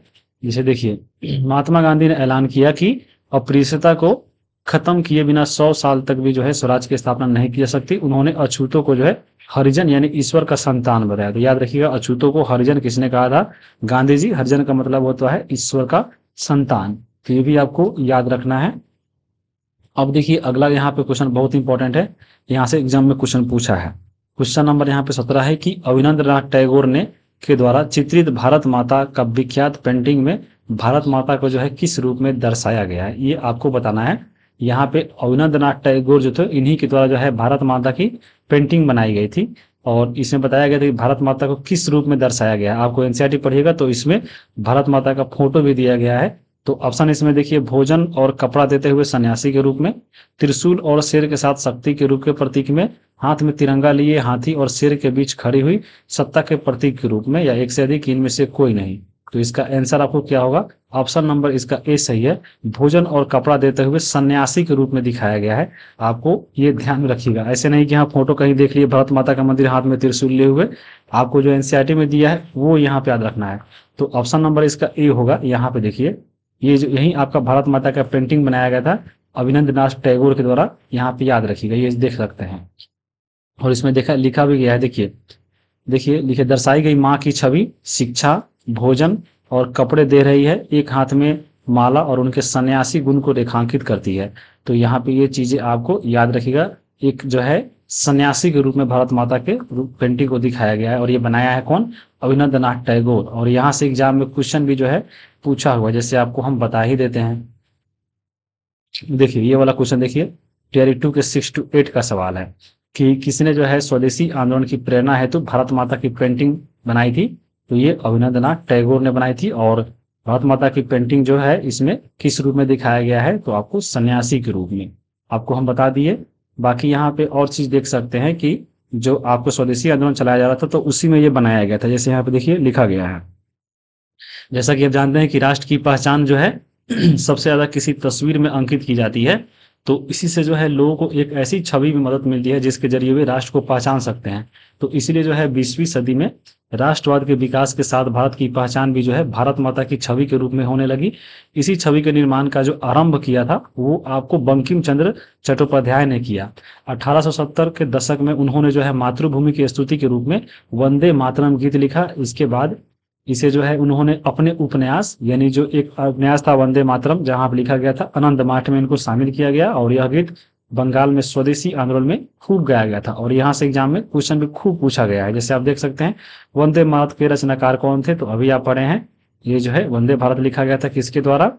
आप देख सकते हैं आनंद मठ में इसको शामिल किया गया था और लिखा था बंकिम चंद्र चट्टोपाध्याय। तो बंकिम चंद्र चटर्जी, ऑप्शन नंबर इसका ए हो गया। आगे भी आप देख सकते हैं बहुत सारा क्वेश्चन है। यहाँ पे देखिए आनंद मठ की रचना किसने की है? तो बंकिम चंद्र चट्टोपाध्याय, ऑप्शन नंबर सी हो गया। यहाँ से क्वेश्चन पूछा गया है बहुत सारा, और आगे लिखा भी गया है इसमें। देखिए यहाँ पे लिखा गया कि स्वदेशी आंदोलन की प्रेरणा से अवनींद्रनाथ टैगोर ने जो है भारत माता की विख्यात छवि चित्रित किया, और ऊपर अब दिखाया भी है फोटो। इस पेंटिंग में भारत माता को एक सन्यासिनी के रूप में दिखाया गया है। लिखे यहाँ पे वह शांत, गंभीर, देवी और आध्यात्मिक गुणों से युक्त दिखाई देती है। आगे चलकर जब इस छवि को बड़े पैमाने पर तस्वीरों को उतारा जाने लगा और विभिन्न कलाकार यह तस्वीर बनाने लगे, तो भारत माता की छवि विविध रूपों में ग्रहण की गई। तो ये सब आपको याद रखिएगा। और यहाँ पे इस मातृ छवि के प्रति सरदा को जो है राष्ट्रवाद में आस्था का प्रतीक माना जाने लगा था। तो ये बहुत इंपॉर्टेंट था, यहाँ से आपको हम बता दिए हैं क्वेश्चन। आगे चलिए अब अगला क्वेश्चन है क्वेश्चन नंबर 18। इसमें देखिए लिखा गया है कि 1921 तक गांधी जी के द्वारा स्वराज का झंडा यानी जो तिरंगा तैयार किया गया था, जिसमें चरखे को जो है शामिल किया गया। तो इसमें जो है चरखा शामिल किया गया था, इसका प्रतीक क्या था ये आपको बताना है। जब 1921 में गांधी जी जो स्वराज का झंडा बनाया, जिसमें भी 3 रंग था, हरा, लाल और आपको जो है हरा, लाल और उजला। तो इसमें बताना है कि आपको इसमें जो चरखा भी शामिल किया गया, तो चरखा का प्रतीक क्या था? एकता का प्रतीक था, या न्याय का प्रतीक था, या स्वावलंबन का, या एक से अधिक इनमें से कोई नहीं? तो यहाँ पे चरखा का जो प्रतीक था वह स्वावलंबन का था। स्वावलंबन मतलब होता है आत्मनिर्भरता, यानी हम लोग जो है आत्मनिर्भर है, यह दिखा रहा था चरखा। तो आत्मनिर्भरता का प्रतीक होता है चरखा। ये आपको दिखाया गया था गांधी जी के द्वारा बनाया गया तिरंगा में। अब देखिए आपको 10th के एनसीईआरटी का ही सवाल है, यहाँ पे आप देख भी सकते हैं। देखिए लिखा गया है, देखिए जैसे जैसे राष्ट्रीय आंदोलन आगे बढ़ा, राष्ट्रवादी नेताओं को जो है लोगों को एकजुट करने और उनमें राष्ट्रवाद की भावना भरने के लिए इन तरह के चिन्हों और प्रतीकों के बारे में और ज्यादा जागरूक फैल गया। जैसे देखिए बंगाल में स्वदेशी आंदोलन के दौरान एक झंडा जो है हरा, पीला और लाल तैयार किया गया था। इसमें ब्रिटिश भारत के 8 प्रांतों को प्रतिनिधित्व करते हुए कमल के फूल के 8 जो है फूल दर्शाया गया था। यानी जो स्वदेशी आंदोलन के समय जो तिरंगा था वो उसमें याद रखिएगा हरा, पीला और लाल था, और उसमें जो है कमल का फूल बनाया गया था, और 8 कमल का फूल था जो आपको 8 प्रांत को दर्शाता था। तो ये बहुत इंपॉर्टेंट पॉइंट है, ये भी आपको याद रखिएगा। उसके अलावा देखिए 8 फूल और हिंदुओं और मुसलमानों का प्रतिनिधित्व करता एक अर्धचंद्राकार अर्धचंद्र दिखाया गया, तो बहुत इंपॉर्टेंट है। जो पहले का झंडा था, याद रखिएगा, आपको स्वदेशी आंदोलन के समय में हरा, पीला और लाल का 3 कलर का था। इसमें जो है 8 कमल का फूल था और साथ में जो है एक अर्धचंद्रकार, आपको क्या था, ये आपको एक अर्धचंद्रकार चित्र था जो आपको हिंदू और मुस्लिम का जो है प्रतिनिधित्व दिखाता था। तो बहुत इंपॉर्टेंट है, यहाँ से एग्जाम में क्वेश्चन पूछ सकता है। उसी प्रकार देखिए, इसमें 1921 तक जो है गांधी जी ने भी जो है स्वराज का झंडा तैयार किया, तो याद रखिएगा। और यह भी जो है तिरंगा आपको सफेद, हरा और लाल था। यहाँ पे पहले एक पीला था, पीला को हटाकर यहाँ पे श्वेत जोड़ा गया, याद रखिएगा। इसके मध्य में गांधीवादी प्रतीक चरखे को भी जो है जगह दिया गया, जो स्वावलंबन का प्रतीक था, यानी आपको आत्मनिर्भर का प्रतीक था। और यही आपको क्वेश्चन हम पूछे हैं यहाँ से, तो ऑप्शन नंबर इसका सी हो गया। आगे हम देखेंगे अब 19 नंबर क्वेश्चन। अब देखिए यहाँ पे अगला जो है क्वेश्चन नंबर 19 है कि पूना पैक्ट संबंधित था। तो पूना पैक्ट किससे संबंधित था? ऑप्शन आपके है दमित वर्ग से, अनुसूचित जनजाति से, हिंदू मुस्लिम एकता से, एक में से अधिक और एक से कोई नहीं। तो इसका सही आंसर आपका होगा दमित वर्ग से। दमित वर्ग को ही जो है आपको बोला जाता है अभी वर्तमान में अनुसूचित जाति यानी शेड्यूल कास्ट, जिसको एससी बोलते हैं। और ये जो एसटी होते हैं ये अलग होते हैं। तो दमित वर्ग यानी एससी। तो यहाँ पे इसी दमित वर्ग के लिए ही आपको अलग निर्वाचन के लिए जो है पूना पैक्ट, इसको मना करने के लिए, यानी अलग निर्वाचन जो मिलना था आपको एससी कैटेगरी को, उनको यहाँ पे हटाने के लिए जो है यहाँ पे पूना पैक्ट हुआ था गांधी जी और साथ में आपको भीमराव अंबेडकर के बीच में। तो इसका आंसर ऑप्शन नंबर ये हो गया। और ये पेज नंबर 68 जब पढ़िएगा एनसीईआरटी का, तो वहां पे ये आपको देखने को मिलेगा, यहाँ पे देख सकते हैं। जैसे देखिए सबसे पहले 1930 में क्या हुआ था कि यहाँ पे देखिए डॉक्टर अंबेडकर ने दमित वर्ग के लिए जो है एक आपको संगठन बनाया था, जिसका नाम था डिप्रेस क्लास एसोसिएशन, यानी दमित वर्ग एसोसिएशन। ये बहुत इंपॉर्टेंट है, 1930 में बना था। और यहाँ पे देखिए दलितों के लिए एक अलग निर्वाचन क्षेत्रों के सवाल पर जो है दूसरे गोलमेज सम्मेलन में महात्मा गांधी के साथ उनका काफी विवाद हुआ। जब दूसरा गोलमेज सम्मेलन चल रहा था तो आपको मालूम होगा वो भी आपको असफल हो गया था। असफल क्यों हुआ था, यहाँ पे आइए हम थोड़ा बताते हैं। द्वितीय गोलमेज सम्मेलन, ये देखिए आपको ये इसी का है। देखिए जब द्वितीय गोलमेज सम्मेलन हुआ तो देखिए उसमें क्या चर्चा हुआ और क्या परिणाम निकला। देखिए सांप्रदायिक समस्या के कारण ही जो है वह असफल रहा था। भारतीयों के द्वारा असहमति बनने के कारण उस समय जो प्रधानमंत्री थे रैमजे मैकडोनाल्ड, उनके द्वारा जो है यहाँ पर सांप्रदायिक पंचायत यानी कम्युनल अवार्ड की घोषणा कर दी गई थी। और ये कम्युनल अवार्ड, ये जो आपका सांप्रदायिक पंचायत था, इसी में जो है बोला गया था कि आपको पृथक निर्वाचन मंडल देंगे, किसको, तो आपको दमित वर्गों को। और यहाँ पे लेकिन जो आपके मोहम्मद अली जिन्ना थे वो 1403 की मांग रख रहे थे। जो भीमराव अंबेडकर थे अनुसूचित जाति के लिए यानी एससी के लिए यानी दलित वर्ग के लिए ये जो है पृथक निर्वाचन का मांग कर रहे थे। तो इसी को लेकर जो है विवाद होता है गांधी जी और यहाँ पे अंबेडकर के बीच में। गांधी जी चाहते थे कि नहीं, जो आपके दलित वर्ग है वह हिंदू का ही एक पार्ट है, वो आपको अलग नहीं है कि उनको अलग से निर्वाचन मंडल दिया जाएगा। तो यह विवाद हुआ और इसी के कारण ये जो है परिणाम इसका कुछ नहीं निकला। और द्वितीय सम्मेलन भी जो है यहाँ पे परिणाम इसका कुछ नहीं निकला और ये आपको असफल रहा। तो इन दोनों के बीच में ये दोनों जो है अपने में लड़ने लगे, गांधी जी और भीमराव अंबेडकर। और इसी के जो है विवाद इसको सुलझाने के लिए जो है पूना पैक्ट हुआ था, आपको याद रखिएगा। और फिर गांधी जी देखे कि हाँ यहाँ से कुछ नहीं निकला परिणाम, तो फिर गांधी जी आपको भारत आकर लौट गए और फिर जो है पुनः संविधान आंदोलन यहाँ पे चला लिए गए थे। लेकिन फिर जो है उसी दिन जिस दिन शुरू किए थे उसी दिन इनको फिर यरौदा जेल में भेज दिया गया था। और क्योंकि ये जेल में थे, यरौदा जेल में, तो उसी समय गांधी जी और अम्बेडकर के बीच में यरौदा जेल में ही जो है पुनः पैक्ट हुआ था। ये आपको याद रखना है। अब देखिए यहाँ पे क्योंकि रामजे मैकडोनाल्ड जो थे यहाँ पे सांप्रदायिक पंचायत और कम्युनल अवार्ड की घोषणा की थे, तो इसी में जो है यहाँ पे देना चाहते थे दलितों वर्गों के लिए अलग से निर्वाचन। यहीं पे आप देख भी सकते हैं। दूसरा गोलमेज सम्मेलन हुआ, यहाँ पे देखिए असहमति को देखते हुए प्रधानमंत्री जो रैमजे मैकडोनाल्ड था ये अपना रिपोर्ट पेश कर दिया सांप्रदायिक पंचायत और घोषणा किया 16 अगस्त 1932 को कि हरिजन यानी दलित वर्गों के लिए जो है हम लोग पृथक निर्वाचक मंडल देंगे। और क्योंकि इससे पहले अगर देखा जाए तो 1900 पार्लियामेंट सुधार जब आया था तो उसमें मुस्लिमों के लिए जो है अलग व्यवस्था किया गया था निर्वाचन का। और 1919 का जो मॉन्टेग्यू चेम्सफोर्ड अधिनियम आया था तो उसमें सिख, ईसाई और एंग्लो इंडियन को दिया गया था। अब यहाँ पे कहना था आपको भीमराव अम्बेडकर का, जब इन लोगों को मिल चुका है तो हमको क्यों नहीं मिलेगा। यानी जो द्वितीय गोलमेज सम्मेलन था 1932 में ये चाहते थे कि जो एससी कैटेगरी है, दलित वर्ग है, उनको भी जो है यहाँ पे मिलना चाहिए। तो इसी का जो है विरोध किए थे गांधी जी। और गांधी जी जो उस समय जेल में थे यरवादा, तो वहाँ पे गांधी जी और अम्बेडकर के बीच में यहाँ पे एक समझौता हुआ जिसको बोलते हैं पूना पैक्ट। तो ये आप याद रखिएगा, ये कब हुआ था इसको आप देख लीजिए, आप यहाँ पे देख भी सकते हैं। ये देखिए, यही आपको बताए हैं। देखिए, क्योंकि उस समय गांधी जी आपके जेल में थे, तो यहाँ पे 24 सितंबर को जो है गांधी और अम्बेडकर के बीच में पूना पैक्ट हुआ। और एक तरफ जो है इस पे सिग्नेचर किए थे भीमराव अम्बेडकर, और गांधी जी क्योंकि जेल में थे तो गांधी जी की तरफ से मदन मोहन मालवीय ने जो है इधर से सिग्नेचर किया था। तो इससे जो है जब ये समझौता हो गया तो यहाँ पे खुश होकर जो चक्रवर्ती राजा गोपालाचारी थे, इन्होंने जो है अम्बेडकर से अपनी कलम यहाँ पे बदल ली थी। तो ये भी आपको एग्जाम में क्वेश्चन पूछा है, तो आप इसको याद रख सकते हैं। यही सब इसमें दिया गया था। अब देखिए क्वेश्चन भी जो है यहाँ पूछा हुआ है। एक देखिए टियर 2 के 6 to 8 का सवाल है कि पूना समझौता हस्ताक्षर कब हुआ था, तो 24 सितंबर 1932 को था। ये आपको बुक में नहीं मिलेगा, हम यहाँ पे पढ़ाए हुए हैं, आप देख सकते हैं। ये सवाल आपके एग्जाम में पूछा हुआ है। बाकी यहाँ पे और चीजें भी जो है आपको हम दिखाते हैं।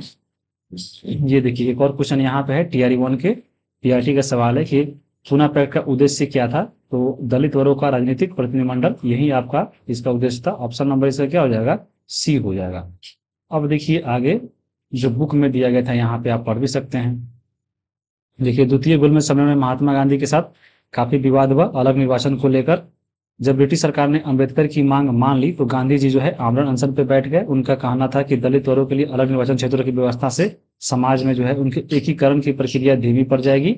आखिरकार अंबेडकर ने जो है गांधी जी की राय मान ली और उसके लिए जो है 1932 में पूना पैक्ट पे हस्ताक्षर किया गया, जिसमें दलित वर्ग, जिसको बाद में अनुसूचित जाति नाम से जाना गया, को जो है प्रांतीय केंद्रीय विधान परिषदों में आरक्षित सीटें मिल गई। यहाँ पे सीट जो है उनको ज्यादा मिल गया। जो पहले 71 था, अब जो है उनको 71 के बदले 148 सीटें दी गई, लेकिन अलग निर्वाचन मंडल नहीं दिया गया था। तो ये आपको इसमें याद रखना है। और ये सब जो है क्वेश्चन यहाँ से पूछता है। एक और क्वेश्चन देखिए टीआरई 1 के टीजीटी का सवाल है कि पूना समझौते का उद्देश्य क्या है, हिंदू मुस्लिम एकता, दलित वर्गों का प्रतिनिधित्व। ये आपका दलित वर्ग का प्रतिनिधित्व ऑप्शन नंबर यहाँ पे बी होगा। तो ये आपको याद रखना चाहिए, ठीक है। अब हम आगे चलेंगे। अगला क्वेश्चन आपका है क्वेश्चन नंबर 20 कि 14 जुलाई 1942 को कांग्रेस कार्य समिति के द्वारा भारत छोड़ो आंदोलन का प्रस्ताव कहां से पारित किया गया था। ये आपको बताना है, मुंबई से कि वर्धा से कि दिल्ली से। यहाँ पे इसका आंसर हो जाएगा आपको कौन सा, तो ये आपको वर्धा से किया गया था। इसको वर्धा प्रस्ताव भी बोलते हैं। ये वर्धा से शुरू किया गया था 14 जुलाई 1942 को, याद रखिएगा। कांग्रेस की कार्य समिति ने भारत छोड़ो आंदोलन का प्रस्ताव कहां से पारित हुआ, तो वर्धा से, और आंदोलन शुरू हुआ था आपको मुंबई से। ये दोनों क्वेश्चन अलग अलग है। चलिए हम देखते हैं, यहाँ पे आइए। और यहाँ से एग्जाम में क्वेश्चन पूछा है, जिससे देखिए यहाँ पे लिखा गया क्रिप्स मिशन की असफलता एवं द्वितीय विश्व युद्ध के प्रभावों ने जो है भारत में व्यापक असंतोष को जन्म दिया। इसके परिणाम स्वरूप गांधी जी ने है एक आंदोलन शुरू किया जिसको बोलते हैं भारत छोड़ो आंदोलन, और जिसने जो है उन्होंने अंग्रेजों को पूरी तरह से भारत छोड़ने पे जोर दिया। और वर्धा में 14 जुलाई 1942 को जो है अपनी कार्यकारिणी में कांग्रेस कार्य समिति ने ऐतिहासिक भारत छोड़ो प्रस्ताव पारित किया। तो भारत छोड़ो प्रस्ताव पारित कब हुआ, आपको 14 जुलाई 1942 को। कहां से, तो वर्धा से, जिसमें सत्ता का भागीदारी को तत्काल हस्तांतरण एवं भारत छोड़ो की मांग की गई। ये तो आपको 14 जुलाई को हो गया।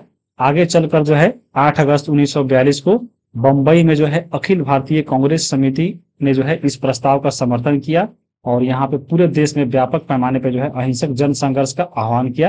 यानी 8 अगस्त 1942 को जो है भारत छोड़ो आंदोलन शुरू हुआ। इसी अवसर पे जो है यहाँ पे 8 अगस्त को गांधी जी भाषण दिए थे वहां पे, जिसमें करो और मरो का भी भाषण दिए थे। तो बहुत इंपॉर्टेंट है और ये क्वेश्चन एग्जाम में पूछा हुआ है। भारत छोड़ो के इस आह्वान ने जो है देश के अधिकतर हिस्सों राज्य को व्यवस्था को ठप कर दिया था, और स्वतः लोग ही जो है इस आंदोलन में कूद पड़े थे। तो ये भी आपको इसमें याद रखिएगा। बाकी यहाँ पे और चीज याद रख सकते हैं कि जैसे देख सकते हैं यहाँ पे इसमें बहुत सारे महिलाएं भी जो है भाग रही थी। जैसे बंगाल से जो है मातांगिनी हजारा, असम से कनक लता बरुआ, और ओडिशा से रामा देवी। ये बहुत इंपॉर्टेंट है, यहाँ से क्वेश्चन आपको पूछ सकता है। और यही था। तो यहाँ पे आप देख भी सकते हैं क्वेश्चन जो पूछा हुआ है। देखिए यहाँ पे देखिए लिखा गया करो और मारो का नारा। टीआरई 3 के पीईटी का सवाल है, महात्मा गांधी निम्नलिखित में से कौन से आंदोलन जो है गांधी जी के द्वारा शुरू किया गया था। भारत छोड़ो आंदोलन बिल्कुल, असहयोग आंदोलन, स्वदेशी आंदोलन इनके द्वारा नहीं था। आपको ये दोनों होगा ए और बी, यानी ऑप्शन नंबर इसका डी होगा आंसर। बाकी यहाँ पे आप देख सकते हैं एक और सवाल है कि बंबई में कांग्रेस द्वारा भारत छोड़ो प्रस्ताव कब रखा गया था। देखिए ये बंबई वाला है, तो बंबई में 8 अगस्त 1942 को रखा गया था, और वर्धा वाला हम पूछे हैं ऊपर 14 जुलाई 1942 को। तो ये आपका ये हो गया। बाकी यहाँ पे देखिए जो नोट्स हम बनाए थे वहां पे आपको भी बता दे रहे हैं। देखिए 14 जुलाई 1942 को कांग्रेस का प्रस्ताव रखने हेतु कांग्रेस के कार्य समिति की बैठक हुई, जिसे वर्धा प्रस्ताव भी बोलते हैं। और यहाँ पे अब्दुल कलाम इसके अध्यक्ष थे। और यहाँ पे प्रस्ताव रखा गया था भारत छोड़ो का आंदोलन का। और यहाँ से जो है घोषणा भी किया गया था कि यदि यह अपील सफल नहीं होते, कांग्रेस न चाहते हुए भी मजबूर होकर उन सभी अहिंसात्मक शक्तियों का इस्तेमाल करेगी जो पहले नहीं हुई थी। ये आपको घोषणा किया गया था। फिर जो है यहाँ पे 8 अगस्त 1942 आया, जब जिस दिन यहाँ पे आंदोलन शुरू होना था उसके कल होकर, तो वहां पे प्रस्ताव पारित हुआ 8 अगस्त 1942 को। और 9 तारीख को जो है बोल दिया गया कि हम लोग आंदोलन शुरू करेंगे।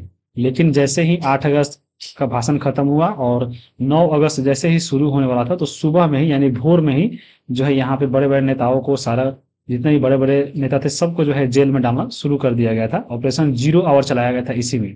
9 अगस्त को ऑपरेशन 0 आवर चलाया गया, जिसके तहत सभी नेताओं को जो है जेल में भेज दिया गया था। और 8 अगस्त को जिस दिन प्रस्ताव पारित हो रहा था, तो वो आपको ग्वालियर टैंक मैदान में ही हो रहा था, जिसको अगस्त क्रांति मैदान बोलते हैं। इसी में जो है यहाँ पे भाषण दिया गया था, लाल बहादुर शास्त्री के द्वारा जो है भाषण दिया। तो इसमें जो है यहाँ पे मरो नहीं मारो का भाषण दिया था लाल बहादुर शास्त्री ने। और गांधी जी जो है यहाँ पे करो या मरो का नारा दिए थे।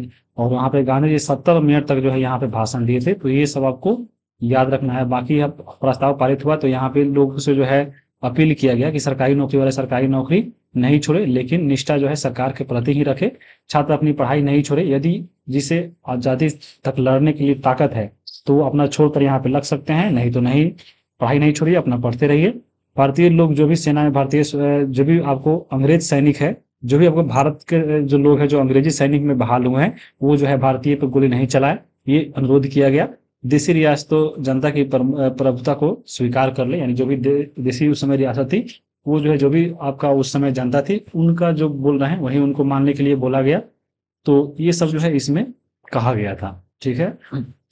बाकी यहाँ पे एक भाषण भी है। जब ये भाषण दे रहे थे गांधी जी 70 मिनट वाला, तो उसमें पट्टाभी सीतारामैया ने जो है गांधी के बारे में लिखा था कि वास्तव में गांधी जी उस दिन अवतार और पैगंबर की शक्ति के रूप में प्रेरित होकर भाषण दे रहे थे। तो ये सब जो है कुछ आपको कहानी है, कथन है, ये आपको याद रखना चाहिए जहाँ से क्वेश्चन पूछता है। तो ये आपको 10th क्लास का जो भारत में राष्ट्रवाद है उससे हम लगभग कोशिश किए कि पूरा आपको चैप्टर इसी में समाहित हो जाए। तो मिलते हैं अगले वीडियो में, तब तक के लिए वीडियो देखने के लिए आप सभी को बहुत बहुत धन्यवाद।